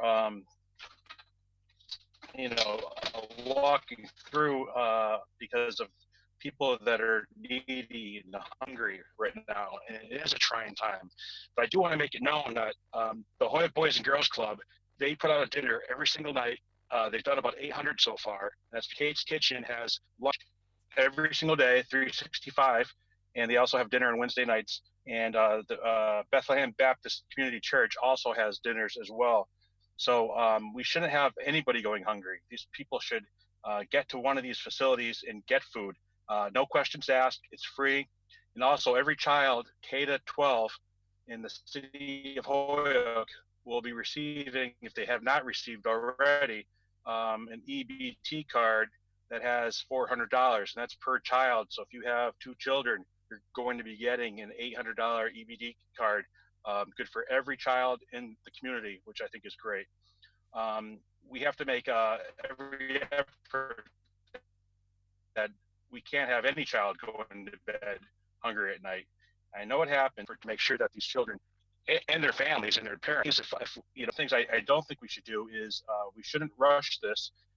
If we're going to expand on the ordinance, we should make it crystal clear where I would like to, if we're going to do this, the way I would vote for it is having it like in city gardens. I forgot who, one of our speakers spoke about the city gardens.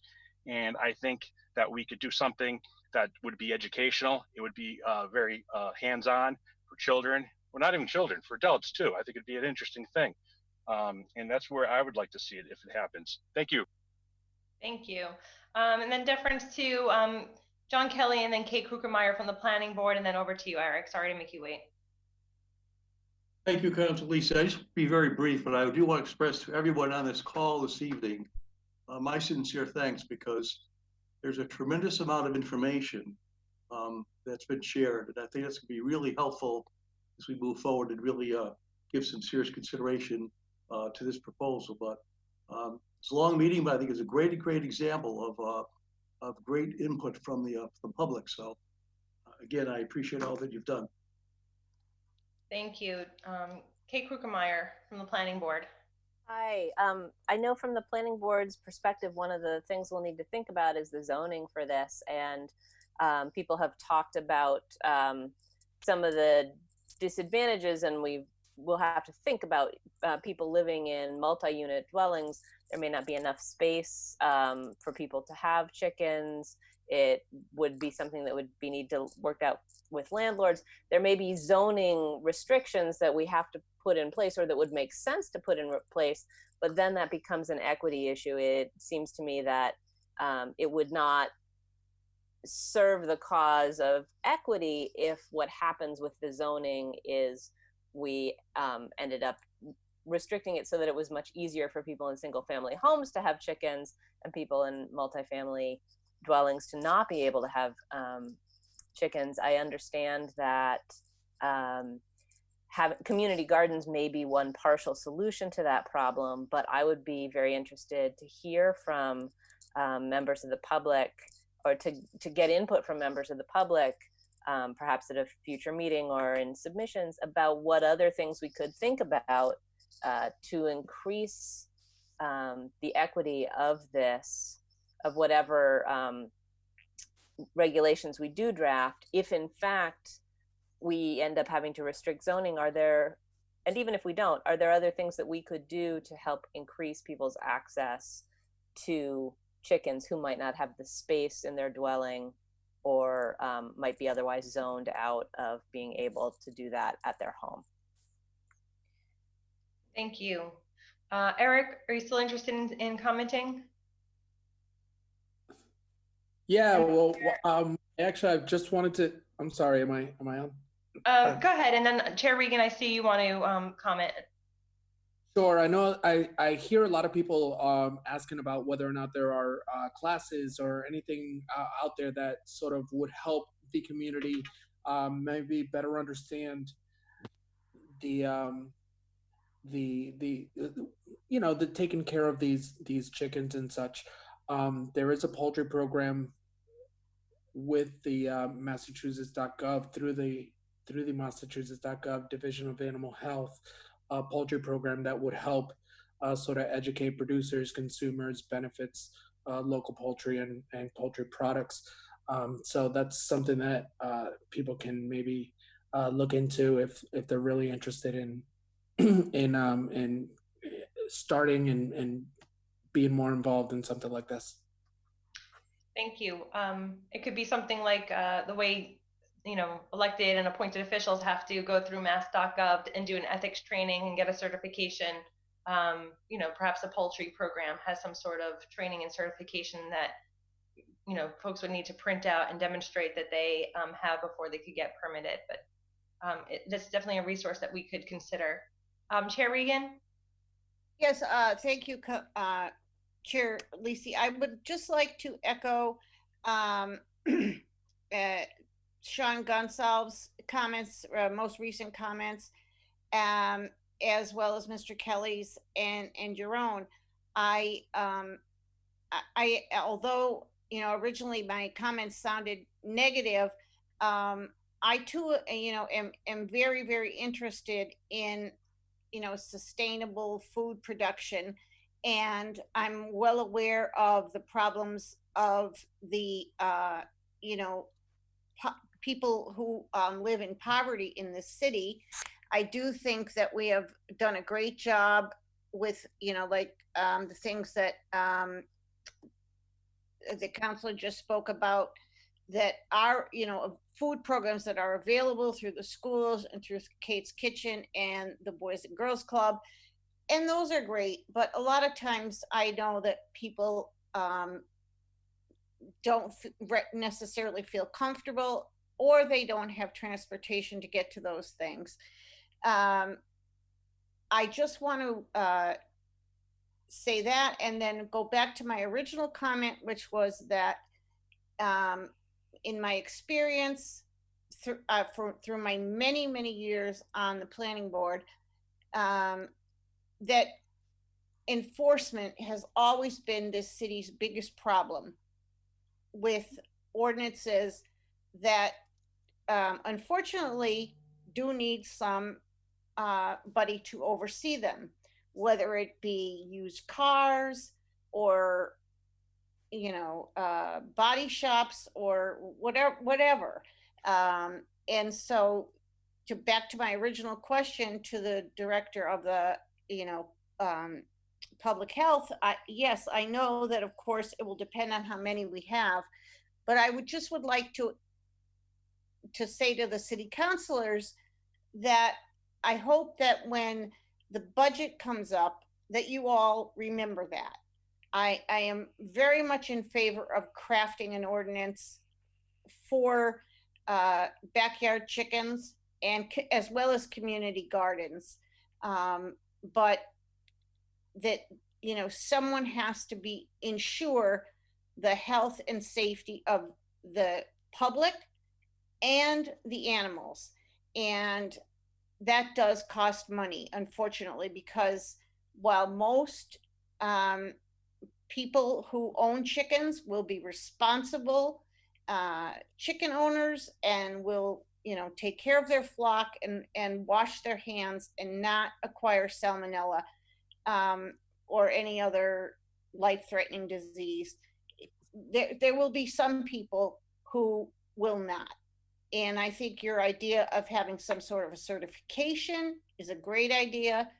That ensures, if nothing else, that people have the knowledge. And even if they already come to the class with the knowledge, because perhaps, you know, as my fellow board member, Gustavo Acosta said, you know, they were raised in a country that is much more agricultural, and they're more familiar with what are generally considered farm animals, then they should breeze through the class. And it shouldn't be, as long as the class is not costly, it should not be a problem for them to take the class and put forth a certification that says that, you know, that they have been through this class. So that's all I wanted to say. I think we have a lot of work to do, but I think it's a very, very doable thing. And I look forward to working with my fellow board members as well as the Ordinance Committee to draft a complete and thorough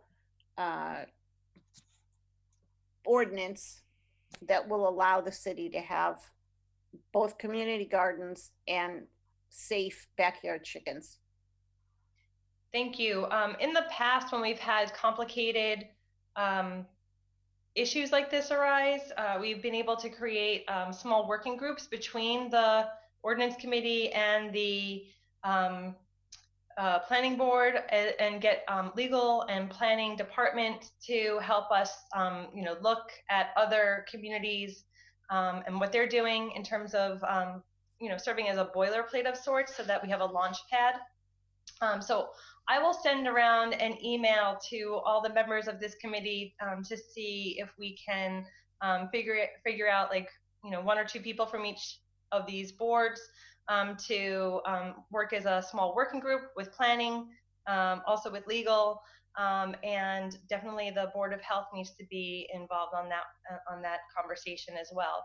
But I think for the next time we actually meet in public hearing, it would be great to have the original ordinance language, as Councilor Bacon suggested, and then working off of that original language, perhaps a redlined version that we can present and solicit more comments on an actual draft at that point in time. I think that would be a really productive way to move forward.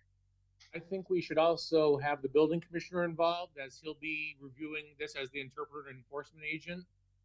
So I'd like him to be on that working group as well. Sure. Thank you for that, Jeff. Thank you.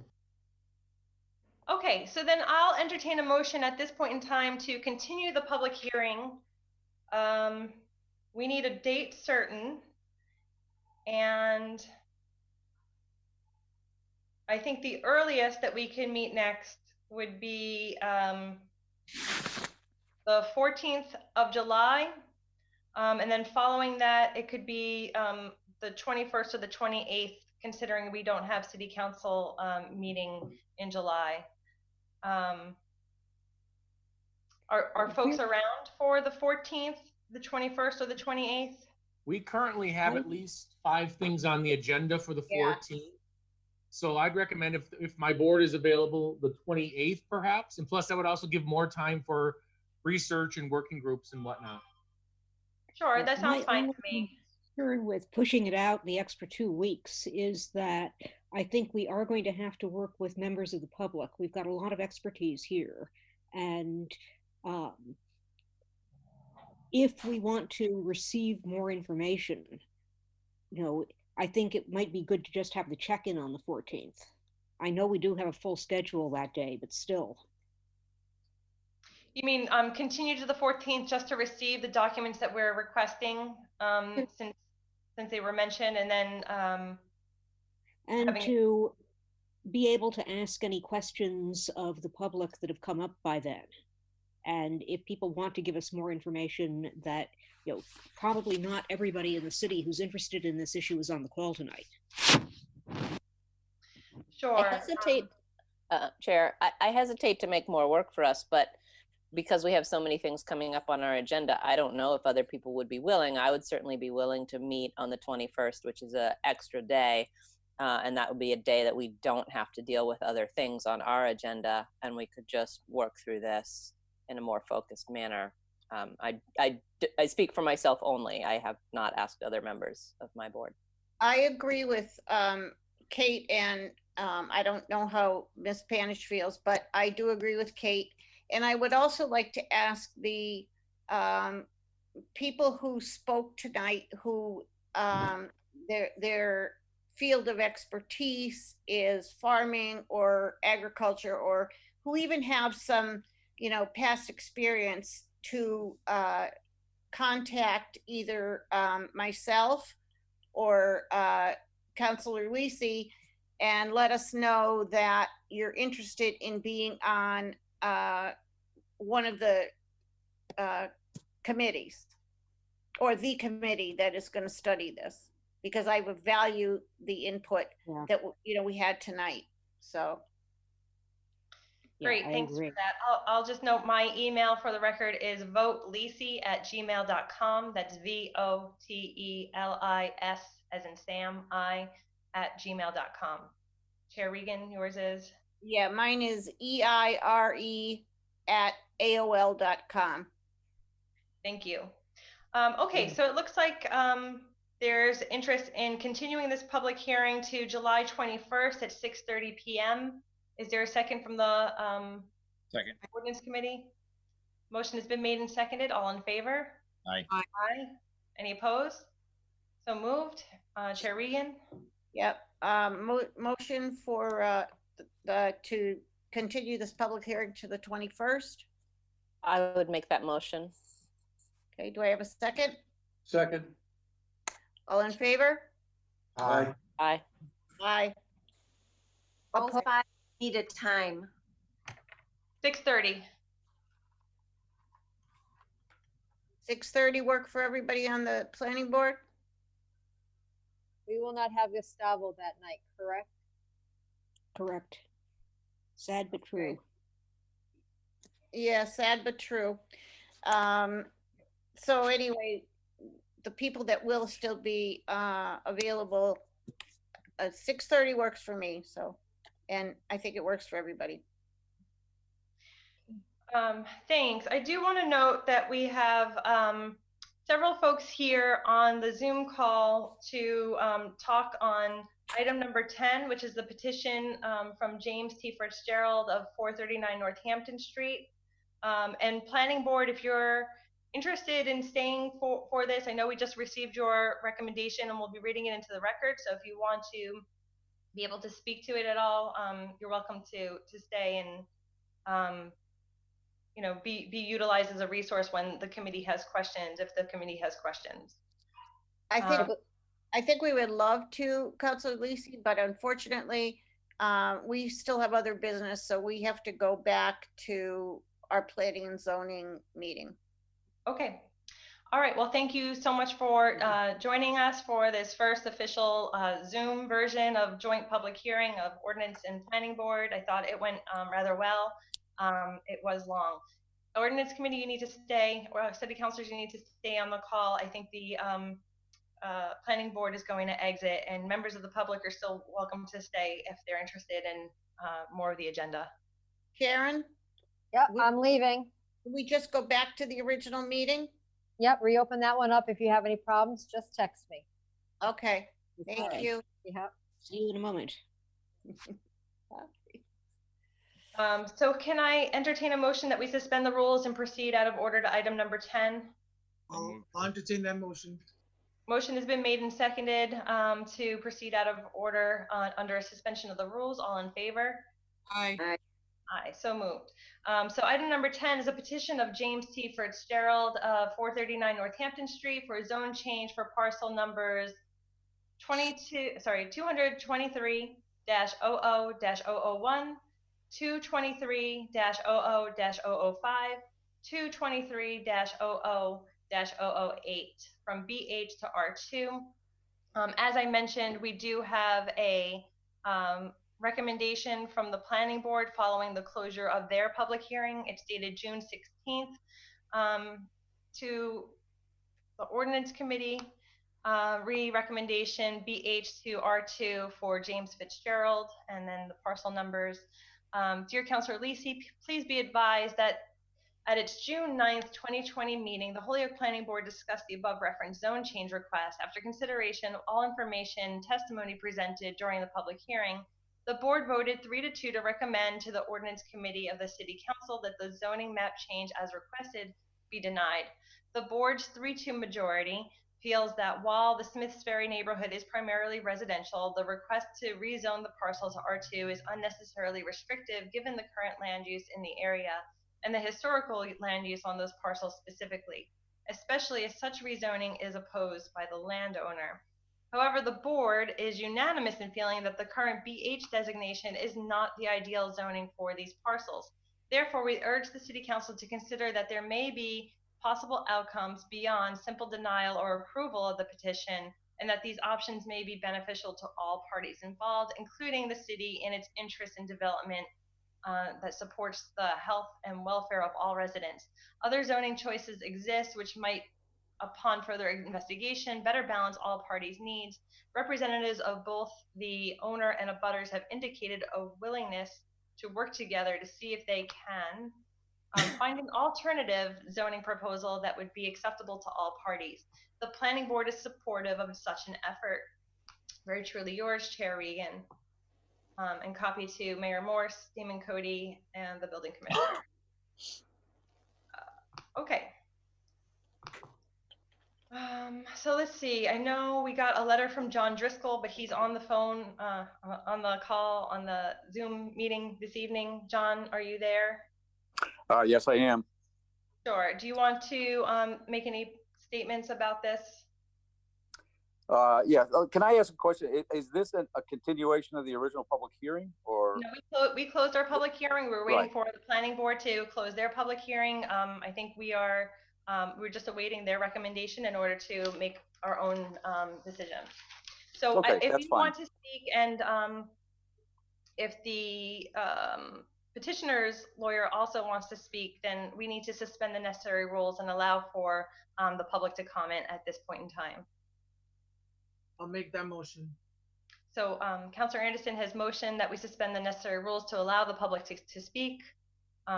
Is there a second? Libby's waving her hand as a second. All in favor? Aye. Any opposed? So I'm going to say the ayes have it. Mr. Driscoll representing the landowner. Thank you. Attorney John Driscoll, office at 330 Whitney Avenue in Holyoke, Mass. I appreciate the opportunity to speak to you tonight. I had sent a letter or an email earlier today to members of the City Council, although I did receive notice that some of those did get rejected, or at least they hadn't been delivered. So if you didn't receive them by the time of this meeting, I apologize. At the time of the original public hearing, joint public hearing between the City Council and the Planning Board, you'll note, and I think many people did note, that the owner of the property was not present and expressed his opinion on this matter. It's the owner's contention that he did not have any record of having received a notice from the Planning Board of this public hearing, and that's why he wasn't there. I know this gentleman, I'm pretty sure he would have been there to protect his rights if he had received notice. Thereafter, the Planning Board apparently continued their public hearing, and we were notified. And so at the resumption of the Planning Board public hearing, we did speak, and for the record, let it be known that the owner of the property is vehemently opposed to the rezoning of his property against his will. It's a very unusual step. I know Planning Board member Panich had raised the question that, well, it is allowed under the zoning ordinance for 10 voters to submit a petition to the city to rezone a parcel.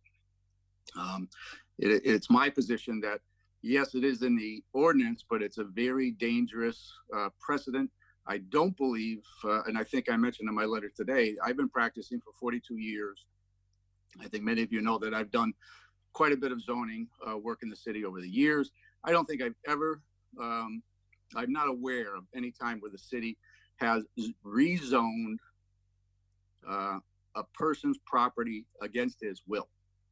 And as I said, it's a dangerous precedent when someone buys real estate, especially, and it comes more often than in business situations. If someone buys a piece of property relying on the zoning designation, the fact that 10 unrelated people could file a petition to rezone that property is a real slippery slope.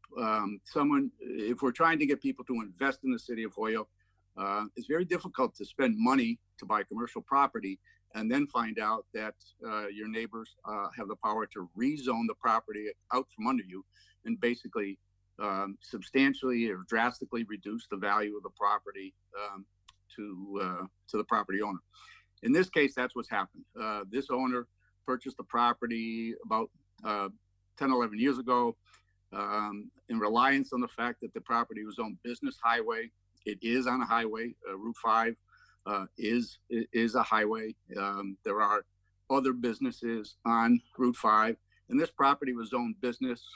I believe the zoning, original zoning of this property back when Holyoke instituted zoning was zoned business. There was a nightclub on the property, Toto's. I think many people who parents remember Toto's.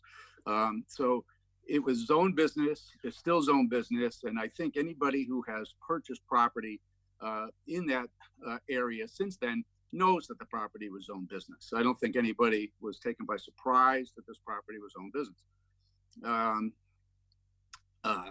So my client is having property that he owns bought in reliance upon that zoning, having his zone designation changed against his will. And I really think it's a slippery slope and a dangerous precedent in the city of Holyoke. And as I said, I don't believe it's ever been done in the city to my knowledge. It was mentioned in the planning board report that my client indicated a willingness to sit down and discuss with neighbors. My client is willing to do that, but not under the threat of having his zone designation changed against his will. I think if this zone change were defeated, he will sit down with the neighbors and see if they can come up with something better that both sides can live with. But doing that under the threat of having his zoning designation cut out from under him against his will is not something that he's really willing to do. And I think finally, in closing, if you just think about what's best for the city of Holyoke, why in this one instance would we resort to something so drastic, and that's never been done to my knowledge in the city, where there isn't an overwhelming movement within this city to do that.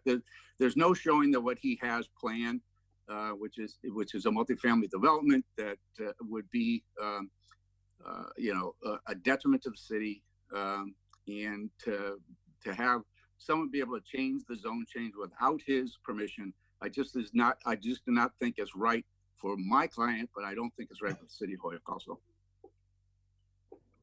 Okay. And thank you. Thank you. I see the petitioner's legal representation is here. Mr. O'Hara, are you speaking this evening on this matter? Councilor Lisi, may I? I'll deference to City Councilor Joe McGivern before Mr. O'Hara. I just have a point of information, I guess. I know I'm not a member of the committee, but wasn't this public hearing closed? It is. However, we have to reopen a public hearing and notice everyone.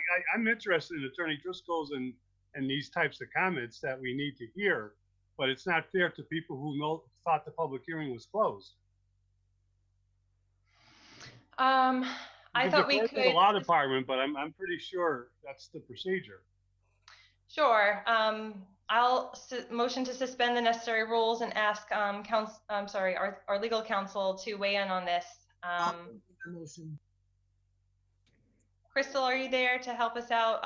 I thought that under suspension of the rules, we would be able to, of our city council rules, we could hear from the petitioners, but Joe makes a good point that the public hearing has been closed. Yeah, for a public hearing, it works a little different. You can take in new information. So if somebody was supposed to get you a document or something from the last hearing and then it closed and you received that document, you could confer as a council, but you shouldn't be hearing any more from the public other than like normal public participation as far as public comment goes at the beginning of a meeting. The public hearing part would be closed. So you'd have to reopen it. I don't know if we're able to reopen it without the notice that would be required. Right. Right. Okay, so then I think we just need to move forward, and counselors, if you want to make comments about this issue, we should. Go ahead, Councilor Regan. Thank you. With the group function, I can't use my raise the hand on my iPad, so I'll do it by visual. On this issue relative to the zone change, I was troubled by this application in the first place because my position on the matter was that the current owner had bought the property understanding and knowing that it was a BH zone, and that it seemed from the application that the timing of it seemed to relate to the interest of the owner to develop a project. So I just thought that it was really something that would undermine our notion of being business friendly as a city. And we've had a lot of struggles in that regard in the last few years already. And as many of you on this call already know, I'm a strong property rights advocate for owners of property. And I don't believe others or the government should be able to go to a property owner and tell them that their zone will be changed. So in this regard, I would find it consistent with that position to agree with the finding of the planning board, and in this situation to deny the request for a zone change. In particular, that it's opposed by the property owner. Ideally, if people could work out some kind of a compromise in the neighborhood, but it would have to be a friendly negotiation in the neighborhood, because the initiation of the zone change without it requiring a super majority of the city council would have to come from the property owner. If the property owner is opposed to the zone change, it's a higher hurdle for the city council to approve the zone change than if the property owner it's a two-thirds majority regardless. So applies for it. Just to be clear, it's a two-thirds majority regardless. So any zone change is going to require a supermajority of the council. But in the case where the property owner opposes it, it's an even higher vote required to cause it to happen. Thank you. Okay, did Terry Murphy, you have your hand up to comment? I didn't, but I will. So, I mean, when I heard when we had the public hearing, and I heard concerns about potential flooding and other issues that were brought up, and the fact that the owner of the property was not here, and I did say, you know, my first thought was maybe he doesn't care, but obviously he does care, and so, you know, the fact that there seems to be at least a willingness to sit down and discuss what can be done, I'm inclined to do that. I do think, you know, I don't have a problem with putting an order in to try to change the zone, but I do think if the owner of that property is opposed to that, that has a lot of value, and I would have a hard time going against that. I would encourage, however, that even as the zone now, if in fact some of the issues, if we were trying to do things, might in fact cause further erosion or further flooding, then I would hope that that becomes part of a discussion if this does not pass and it goes back, and there is some mutual discussion as to what can be done and how it might be done, so to everybody's benefit. But as of what I've read from right now, my inclination is to agree with the planning board's recommendation and hope that the property owner and the petitioners can sit down, talk about what the problems are, talk about are there other ways to do things, and if so, try to come to an agreement. That would be where I'm at right now. So, thank you. So I just want to state, on some of the comments that were made.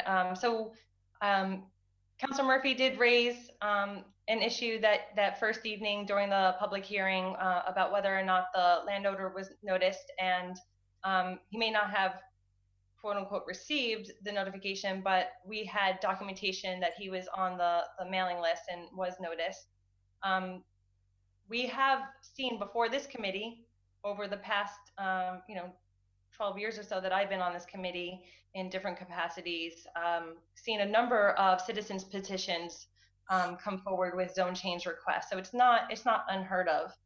And I thought that the petitioner made a really persuasive argument that first evening, in that I think Toto's was in that location more than 70 years ago or so. So there really hasn't been a business on Northampton Highway for quite some time, probably 70 years, and there's never been anything else in that place other than overgrowth and wetlands.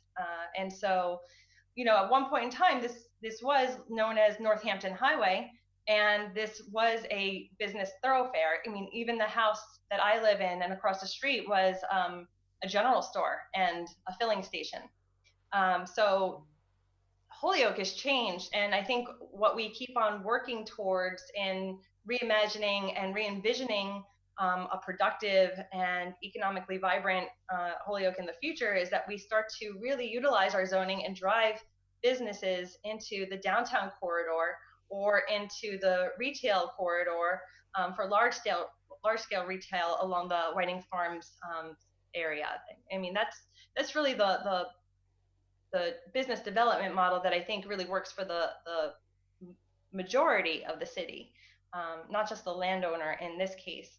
And then I think the other point that was really persuasive was that the surrounding parcels, so currently this BH zone is a spot zone, and that is not good land use practice, zoning practice. The surrounding parcels are R1, residential single family. And so I remember the petitioner speaking to the choice of going to an R2 as being somewhat generous or permissive in terms of allowing the landowner to, maximize it as best they could on the development that could be placed there, and also keeping in mind that the layout of the land has changed some between the flood zone and also the wetlands changing their positions in the area. So I'm going to tell you right now, I'm favorable. We're going to be sending a decision along to the full city council in some way, shape, or form, and I think the full city council has a very high threshold to meet in terms of the zone change, and I think that the full city council will be able to come to a good decision there. I don't think that we're collecting any more public comment. I do apologize. That was my mistake, given that we had done the public hearing previously, but I'll take comments from committee members and councilors. Councilor McGivern. Thank you, Chair Lisi. And I would just encourage the committee to reconsider and to reopen the public hearing after listening to Attorney Driscoll's comments.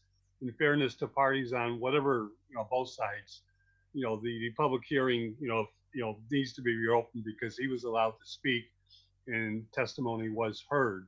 And that means that other people should have the right for rebuttal or the right to agree with them. And I appreciate everybody's comments. I know it's unusual, but Attorney Driscoll was allowed to speak tonight, and I think we at another night should reopen the public hearing after posting it.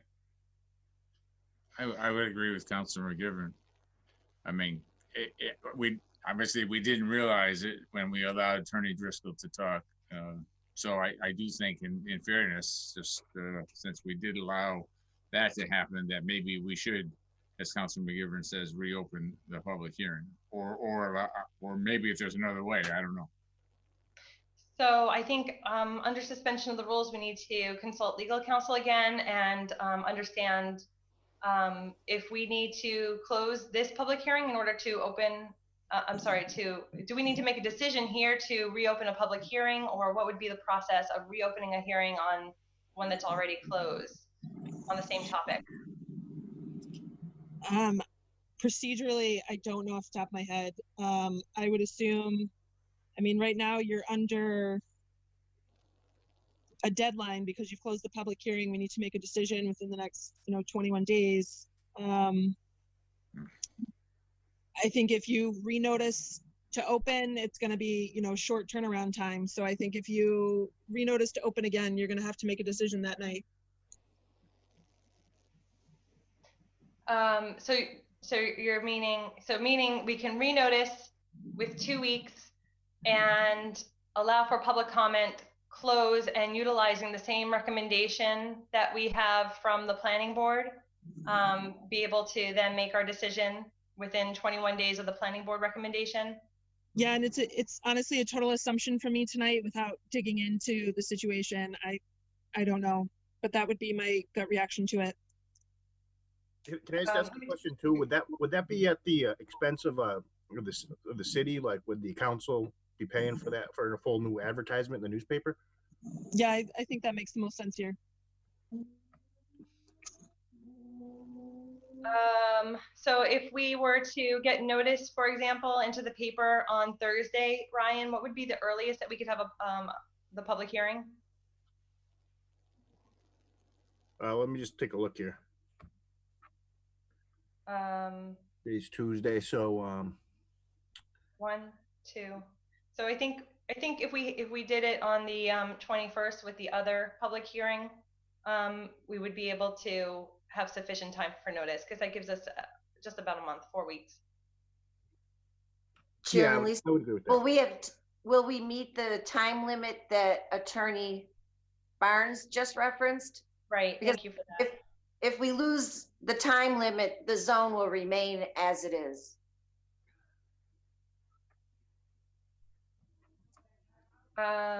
So let me just check to see what the date of that communication is. It's the 16th.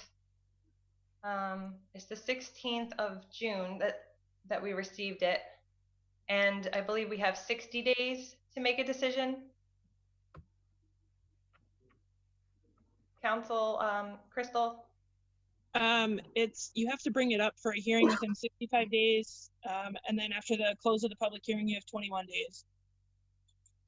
I don't have the statute in front of me to give me the total. So 21 days following the close of their public hearing would bring us to our public hearing. No, it has to be theirs because we await their recommendation. If we close our it's public the close hearing, of both. It's the close of both. Starts. Correct. We ran. I mean, our Generally, public you would hold closed ages ago, pre-COVID. Right. So we were waiting for the planning board to close their public hearing and give us a recommendation, which they did on June 16th. Right.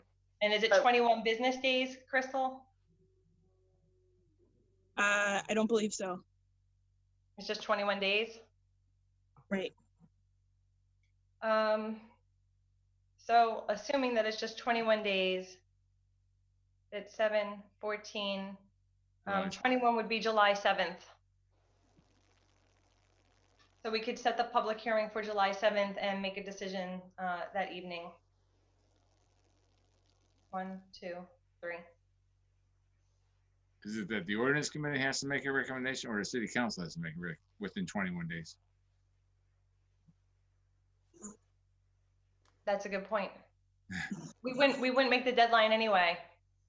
No. We wouldn't make the deadline anyway if that's the case, because we're not meeting again as the full city council until the 14th. I'm sorry, the 4th of August. Right. if I could just speak to a procedural matter rather than the subject of the zone change. There is a bunch Your of. name and address for the record then? Thank you very much. Rob Levesque from our Levesque Associates. We're land use consultants, civil engineers, land surveyors, landscape architects from Westfield, Mass. We are the land consultant associated with this project. There's been an approved project on this property. I know that there was some discussion that there was nothing done here for the last decade, but. Well, we're not going to be taking more comment. I thought you were going to comment on our 21 days. I am, but there's a couple items. I just would like to say that there's a few items that are going to need to be discussed. Specifically, there's some misinformation about floodplain and some other stuff like that. So I would suggest that there be enough time allotted to discuss the specifics of the project and some potential. So yeah, you're actually starting to make comment now. We're just talking about process of like dates and times, and clearly we're all interested in trying to figure out how to make a public hearing happen so that we can receive more comment. But we're working on trying to figure out the legalities of the timeline here, and I'm hoping, Crystal, can you pull up the statute to help give us some guidance? Yeah, let me dig. Hold on. Ryan, you should have the guidelines as well. I checked the guidelines and it doesn't say anything for after. It's all about noticing. That document was all about noticing as opposed to making decisions. I have a question too. So would this be considered stale, because we've now passed the deadlines? And so if we're talking about redoing this whole thing, does that have to be accepted by the full city council before we go forward? No, because we're in the window of time between which we received a recommendation from the planning board. So they left their meeting open, and so it keeps the talk clicking for both boards. And so because we just received their recommendation on the 16th, that's when the new clock starts for the amount of time by which we need to make a decision. Chair Lisi, I would just note that in the past, we received legal advice that said once we closed our hearing and ordinance, the clock started ticking. And that's why the Oz recommended that we keep our hearing open until we heard back from planning. So there's differences of opinion apparently in this regard. Yeah, I'm gonna just do one real quick check for that guidance. But I don't think that document that I have has the,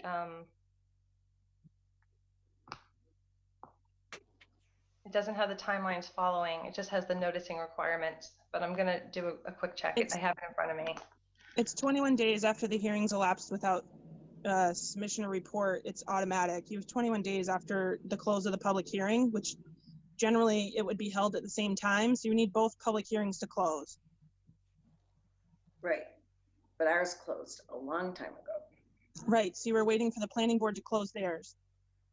Right, but we had, before you, Attorney Barnes, we had received legal opinion that once ours was closed, the clock was ticking. That's not accurate. I don't remember that. I don't remember that being the issue there. So you have, if you fail to vote within 90 days after the city council hearing to adopt,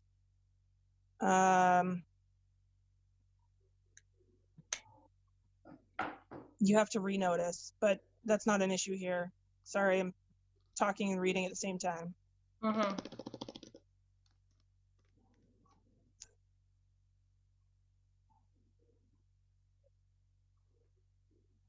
We just have to, I'm sorry, Councilor Lisi, what was the actual question we're digging at right now? We need to know within how many days following the planning board's closure of their public hearing and recommendation to the city council does the city council have to make its decision? It's 21 days. So let's just be really clear right now that we can't actually make that timeline happen because the city council is in recess until August 4th for its next full city council meeting. So but if you don't take any action, we have to renotice the hearing. So can we consult with the petitioner if they're okay with us reopening and being afforded more time so that they're able to speak? Can you be a little bit more clear about that? Like, so. I'd like to request more time from the petitioner so that we can reopen, so that they can go ahead and speak on this issue since we allowed somebody else to speak. You mean this evening? Right. But then what about the notice requirement? We still need to renotice for a new hearing. Or to reopen the public hearing. Right. So, but even if we, sure. So we could renotice the public hearing. If we're taking that action, we're not able to meet the 21 days following the planning board's recommendation. So, Councilor, correct. But these deadlines are to make us act. If we can request of the petitioner to afford us more time, then we have more time. Okay. Councilor Bacon, and then I think I'm going to look to Mr. O'Hara to see if he has procedural guidance. So this is my suggestion. There was no substantive information provided by the attorney for the property owner tonight. There was no new information entered into the record. He simply made the point relative to his client, relative to the vote of the committee. So there was nothing new entered into the record. So to me, let the attorney for the applicant say his piece, and then the committee should vote. They're not entering new information into the record. They're simply making their opinion. It's not anything new coming in. I can agree with you. I mean, the same points were, made that evening by members of the planning board. I do think that there's still a stumbling block here that we need some guidance on in terms of, because of COVID, planning board hasn't been able to meet, city council hasn't been able to meet. We have drawn out this, public hearing process, and now we have a closed public hearing, and we're not going to be meeting until August, which is beyond, I mean, as a full city council, they can't receive our recommendation until well beyond the 21 days that we need to actually issue a determination. Right, but the only error that has been pointed out was that one attorney was allowed to speak. That's the only error that's been raised tonight in terms of a procedural error. So it's not even a procedural. It's not even a procedural error. Like we could say that there's no procedural error. We could. I think we could all agree to that. But what is a problem is that we don't have the ability for the city council to make a determination within 21 days of receiving the recommendation. We can make a decision tonight, except for the fact that there was an objection because you let the attorney for the owner speak. That's why we're having this whole discussion. So if you just let the other attorney speak, it's even, and we can vote and proceed. I will let the other attorney speak, but I still think the problem is there. Mr. O'Hara representing Mr. Fitzgerald on the 439 Northampton Street zone change. Certainly. For the record, also, I am not only here representing Mr. Fitzgerald, I am a Holyoke resident, 51 Merrick Avenue. So I think I can be helpful on just initially a procedural point here. And certainly Attorney Barnes can advise the council as to whether this is in fact correct. But my understanding of the deadlines in Chapter 40A, Section 5, are that upon the close of the planning board's hearing, there's 21 days for them to submit a report to the city council of their own advisory determination. If they do not submit that within 21 days, the city council can go forward without waiting to hear from the planning board. If they do submit it, the city council takes its own action. The city council itself in the statute has 90 days from the close of its public hearing, or here I suppose its delegate committee's public hearing, to enter its own findings. So here, because that closed first, there's a Correct. possibility that under normal operations of the statute, the hearing would have to be renoticed. However, our Supreme Judicial Court, which is our highest court in Massachusetts, since March 17th, I want to say the order came out, it might have been a little later, has been tolling all statutory deadlines. My understanding is that this would apply to the timelines that govern the city here. So, whereas deadlines might have ordinarily run for now until July 1st, and that it's possible that gets extended again, any deadline set by a statute right now is tolled for the purposes, meaning the party doesn't have to take action, meaning in my understanding here, the city would not have to renotice this public hearing. So that's just my take on the procedural element. As to what Councilor Bacon has suggested, I actually am of the same opinion that what Attorney Driscoll said tonight was simply argument based on the information already before the council and no new evidence has come in. I did object on the petitioner's behalf to the extent that that argument would be allowed without any response. However, if given the opportunity to just briefly, on behalf of the petitioner, state our view of the evidence that's already before the council without adding any additional substantive information, that would satisfy our objection. Certainly, I think it would not necessarily be an efficient use of this council's time to renotice a public hearing at which presumably pretty much everything that happened the first time would happen. To the extent that Mr. Levesque suggested that at that hearing there should be details about specific projects, that's totally inapplicable to the question that's before the council right now. So if given the opportunity to provide brief argument and allow the council to just proceed with a vote, that would be acceptable to petitioners. If that's something the council's not comfortable with, certainly we would ask for the renoticed full hearing and proceed then. Sure. I mean, I think if the statutory timelines are being extended and we're not in jeopardy of losing this 90-day window to make a decision, then we should do our duty as the Ordinance Committee and make a determination this evening and forward it to the full City Council for their next meeting in August.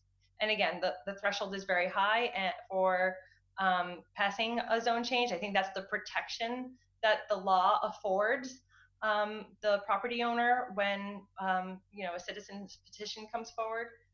So I think that I'm confident that the City Council will be able to make a decision in that regard. So did you, Mr. O'Hara, want to make a simple comment then to wrap up? Just to respond to Attorney Driscoll's argument directly and concerns I've heard echoed by members of this body and that were also expressed on the planning board level, that somehow this is an unfair surprise or somehow, taking advantage of this landowner. But that just misrepresents exactly what this is, what the question before this council is, and what the actual issue to be determined is. And that's as follows. Section 40, Chapter 40A, Section 5 provides that not only does the zoning authority in a town have the ability to zone, citizens have the ability to ask their city council or whatever the zoning body is to make changes that the citizens have presented and view as appropriate. That's exactly what we have here. We're dealing with a neighborhood in Smiths Ferry that originally became a part of Holyoke on a citizen's petition. What you have here is zoning, which is, in the grand scale of history, a relatively recent invention that right when it was put in place in the middle of the 20th century was retrofitted onto Holyoke. So Holyoke was never zoned or planned from a overall central planning philosophy. A map was slapped on what existed right then. And what existed on these parcels at issue then was Toto's Zeppelin Lounge, as this council has heard. What has existed there since that time, for almost 70 years, is a vacant parcel. And that history alone is compelling evidence of why highway business is not a appropriate zoning for this parcel. And that's the question for this board, not whether some landowner would have some investment expectations frustrated, which, by the way, this property has been owned by the same landowner for quite some time and absolutely nothing's been done there. Although I do recognize that at one point there was a permitted project, seemingly it was never acted on. Two, so in evaluating whether highway business is the appropriate zone for this parcel, all you have to do is look at 70 years of non-use to determine that clearly it is not an attractive commercial or business parcel. What it is great for is exactly what exists in that neighborhood all around it, residential homes. And it is ultimately not an appropriate, and I hate to use the term illegal because that implies some moral judgment, but it is an illegal consideration to be basing this board's decision as to whether the highest and best use of that property is highway business or some other zone by basing it off of whether you think it's going to adversely impact the landowner themselves and their financial expectations, because that is spot zoning.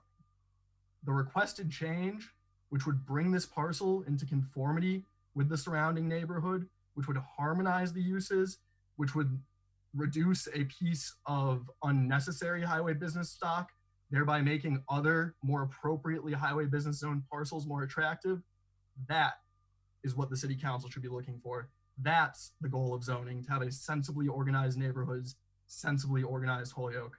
And for that reason, I would ask that the council recommend a change in zone for this parcel. Thank you. So is there a motion then? I'd like to make a motion that we accept the planning board recommendation and deny the petition for the zone change. Is there a second to that? I'll second that. Okay, so on the motion then to accept the planning board recommendation and deny the zone change, all in favor? I'll just make a comment before that though. Sure, under discussion, Councillor Murphy. And again, my reasons to support this is the concept that there does appear to be potential that we can sit down, people can sit down and try to look at what might be best for all parties. The planning board does indicate that they don't think, they think the R2 is too restrictive.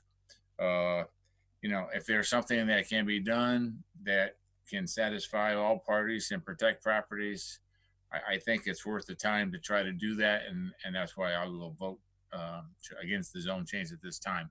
I do appreciate the concerns that were expressed, and whatever goes on, I certainly hope that our city departments that have to provide permits and stuff make sure that those issues are addressed as well. Thank you. Thank you. Then on the motion to accept the planning board recommendation and deny this zone change, all in favor? Aye. Any opposed? No.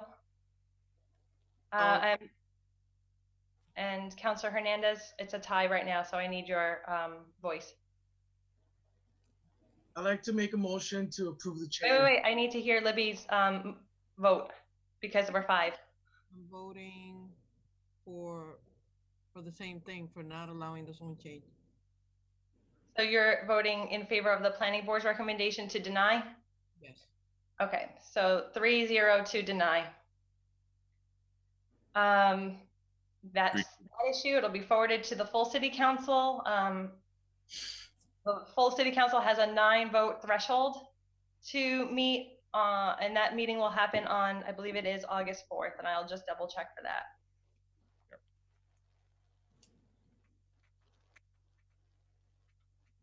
Yep, August 4th. So thanks everybody, and my apologies for the confusion, but I think we got the guidance that we needed in terms of navigating these timelines. So I do appreciate the help that everybody gave there. We should go back into normal order and take up item number 1. Thank you all for your time. Thank you. Councillor Lisi, in the interest of time, can we take up items 3 through 5 as a package? Second. And I think we all received the communication from Bob Parent today that hopefully everybody had a chance to look at. Right. Sure. So motion has been made and seconded to take up items number 3 to 5 as a package. I'll read them. All in favor? Aye. Aye. Thank you.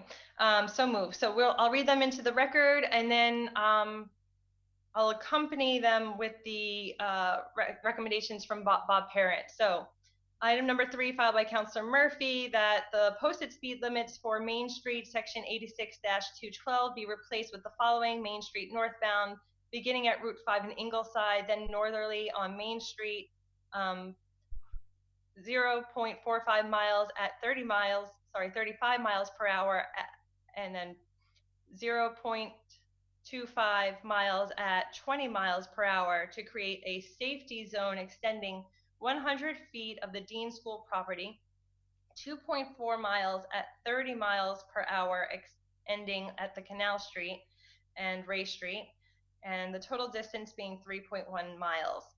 And then Main Street southbound, beginning at Canal Street and Ray Street, then southerly on Main Street, 2.4 miles at 30 miles per hour, 0.25 miles at 20 miles per hour to create a safety zone beginning at 100 feet north of the Dean School property, 0.45 miles at 35 miles per hour ending at Route 5 and Ingleside Street, the total distance being 3.1 miles.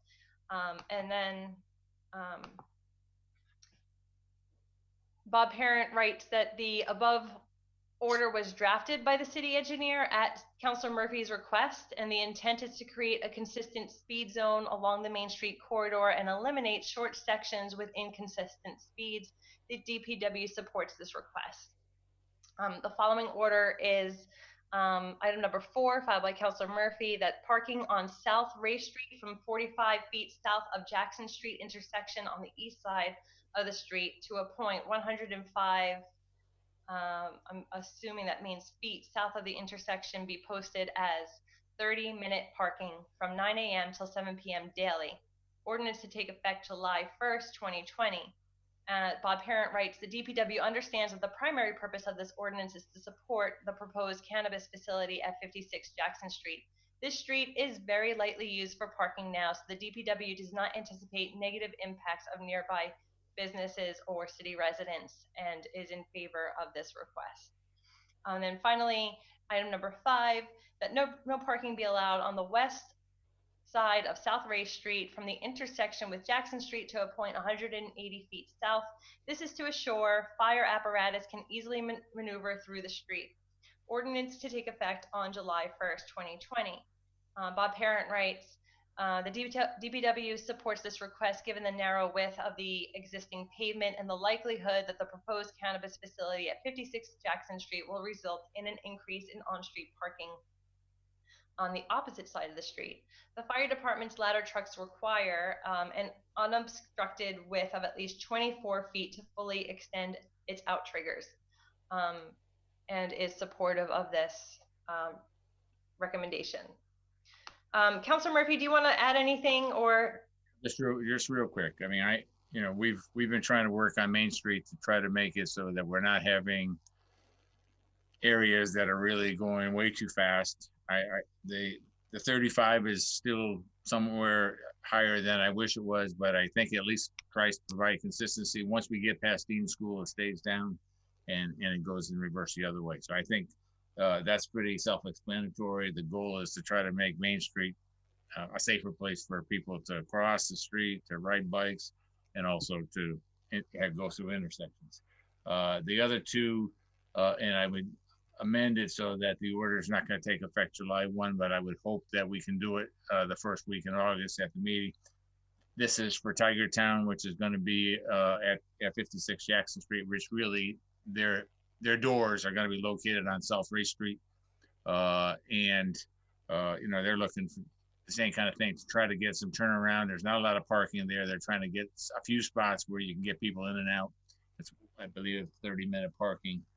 And then I talked to the fire department because I was looking, they were originally asking parking on both sides. And when I looked at that, I thought and then we had the fire department come down. So the no parking on the other side is to make sure that if there is a fire, the fire trucks can get in and out. So they're all self-explanatory there.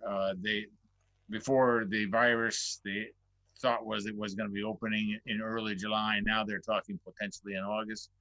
So I think we're still going to be okay time-wise. So Those are the purposes of the orders. Thank you. Anyone else on these items? I'll entertain a motion then that all 3 items as a package be adopted per the city engineer's guidance. So moved. Yeah, with the amendment that it'd be an August 10th. Or whatever. August 10th or 11th, that take effect August 10th or 11th. How about Trying to give us a week after the Yeah, so why don't we then just vote separately on the amendments for all 3 as a package. Motion has been made and seconded to make the amendment of the July 1st, 2020 date be moved forward to August 10th. All in favor? Aye. Aye. Okay, so that amendment passes, and now on the package, the motion to approve has been made by Councilor Regan. Is there a second? Yep, second. Motion has been made and seconded now to pass all 3 of those orders as a package. All in favor? Aye. Aye. Aye. I'm assuming any opposed? None? 5-0, it passes as a package. So do we want to take can I make a motion? Take up 6, 7, 8, and 9 as a package. Great, thank you so much for that. The motion has been made and seconded by Councilor Murphy to take up 6, 7, 8, and 9 as a package. All in favor? Aye. Aye. So moved. I'm going to do the same unless anyone objects, where I'll read the order and then the DPW recommendations. Yep. So item number 6 is that filed by Councilor Murphy, that the following handicap parking ordinances be repealed and the parking signs be removed once repealed. The tenants no longer live in the buildings, and they are Idalis Osorio at 588 South Summer Street, 1613 for ampersands is 7, so perhaps that's 1613 and 7, is that, or 1613 and 15 perhaps? I think those are their apartment units. Oh. I see. They're apartment units. Thank you. The address is the 588 South Summer and the 5, and both of those are 5, but they're just 2 apartments. I believe. Okay, great. I see. Yes, I see. It got cut and pasted incorrectly. So 1613 and 1612 apartment numbers for Maridelva de Jesus at 588 South Summer Street. The DPW writes that they have no objections with this order and that they should be repealed and removed. Item number 7 by Councilor Murphy, that the handicap sign be placed at 550 South Summer Street for Marilyn Vasquez be removed as she has moved. DPW comments that they have no objections to this order. Number 8 is filed by Councilor McGee, that a handicap sign be removed from 3 Laurel Street for Adelaida Ramos, and the DPW has no objections with this order. And then finally, filed by Councilor Hernandez, that a handicap space at 266 Walnut be removed. The resident needing the space has moved. DPW also has no objections to this order. Any comments from any of the makers? If there's none, I heard Councilor Regan motion to adopt. To adopt. There's a second from Councilor Murphy. All in favor? Aye. I see any opposed. So then that's a 5-0 vote on those handicap placards being removed and removed from the ordinances, and also removed physically from those locations. Have we received the meeting minutes? I can't recall receiving the meeting minutes from the previous meeting. Rebecca, I'm still working on them. They're almost done, but I'm still working on them. Okay, so then we'll leave item number 1 on the table then. We have completed the items on the agenda for this evening. I do appreciate everybody's patience. It was a long meeting, but I think we did a lot of really good work and got some really valuable input from the community and navigated some tough procedural interpretations of our legal responsibilities. So thank you for participating. And I need a motion to adjourn. To adjourn. Excuse me? Yes. Rebecca, I'm so Yep. sorry. I was hoping to bring a concern to the council concerning the leash ordinance in Holyoke. Yeah, do you want to, we typically only conduct business that's on our agenda. So if you want us to add an item for consideration, you're welcome to email us and we could put it on the agenda for a council meeting. And then from there, we get it sent to the appropriate committee, depending on what so if you're considering the leash ordinance, it would come to this committee somewhere down the line. But as you heard this evening, we are not meeting as a city council until August 4th. So that's the earliest it would be received to go to this committee, and then it would start a public hearing process from there. Rebecca, can I just make one suggestion? He could call his ward counselor too to file it. I was going to say we have a public comment website too, that if you wanted something, I could work with him. I could give him a call tomorrow and we could work out with what it is maybe that would be the issue. Where do you live, Daniel? I'm in Ward 6, 320 Sargent Street. So if you email Councilor Burgos and myself, I got the email. Okay, so then we'll file something for the next meeting. Okay. On the motion to adjourn, then all in favor? Right. Aye. Thank you so much again. Have a good night. Good night.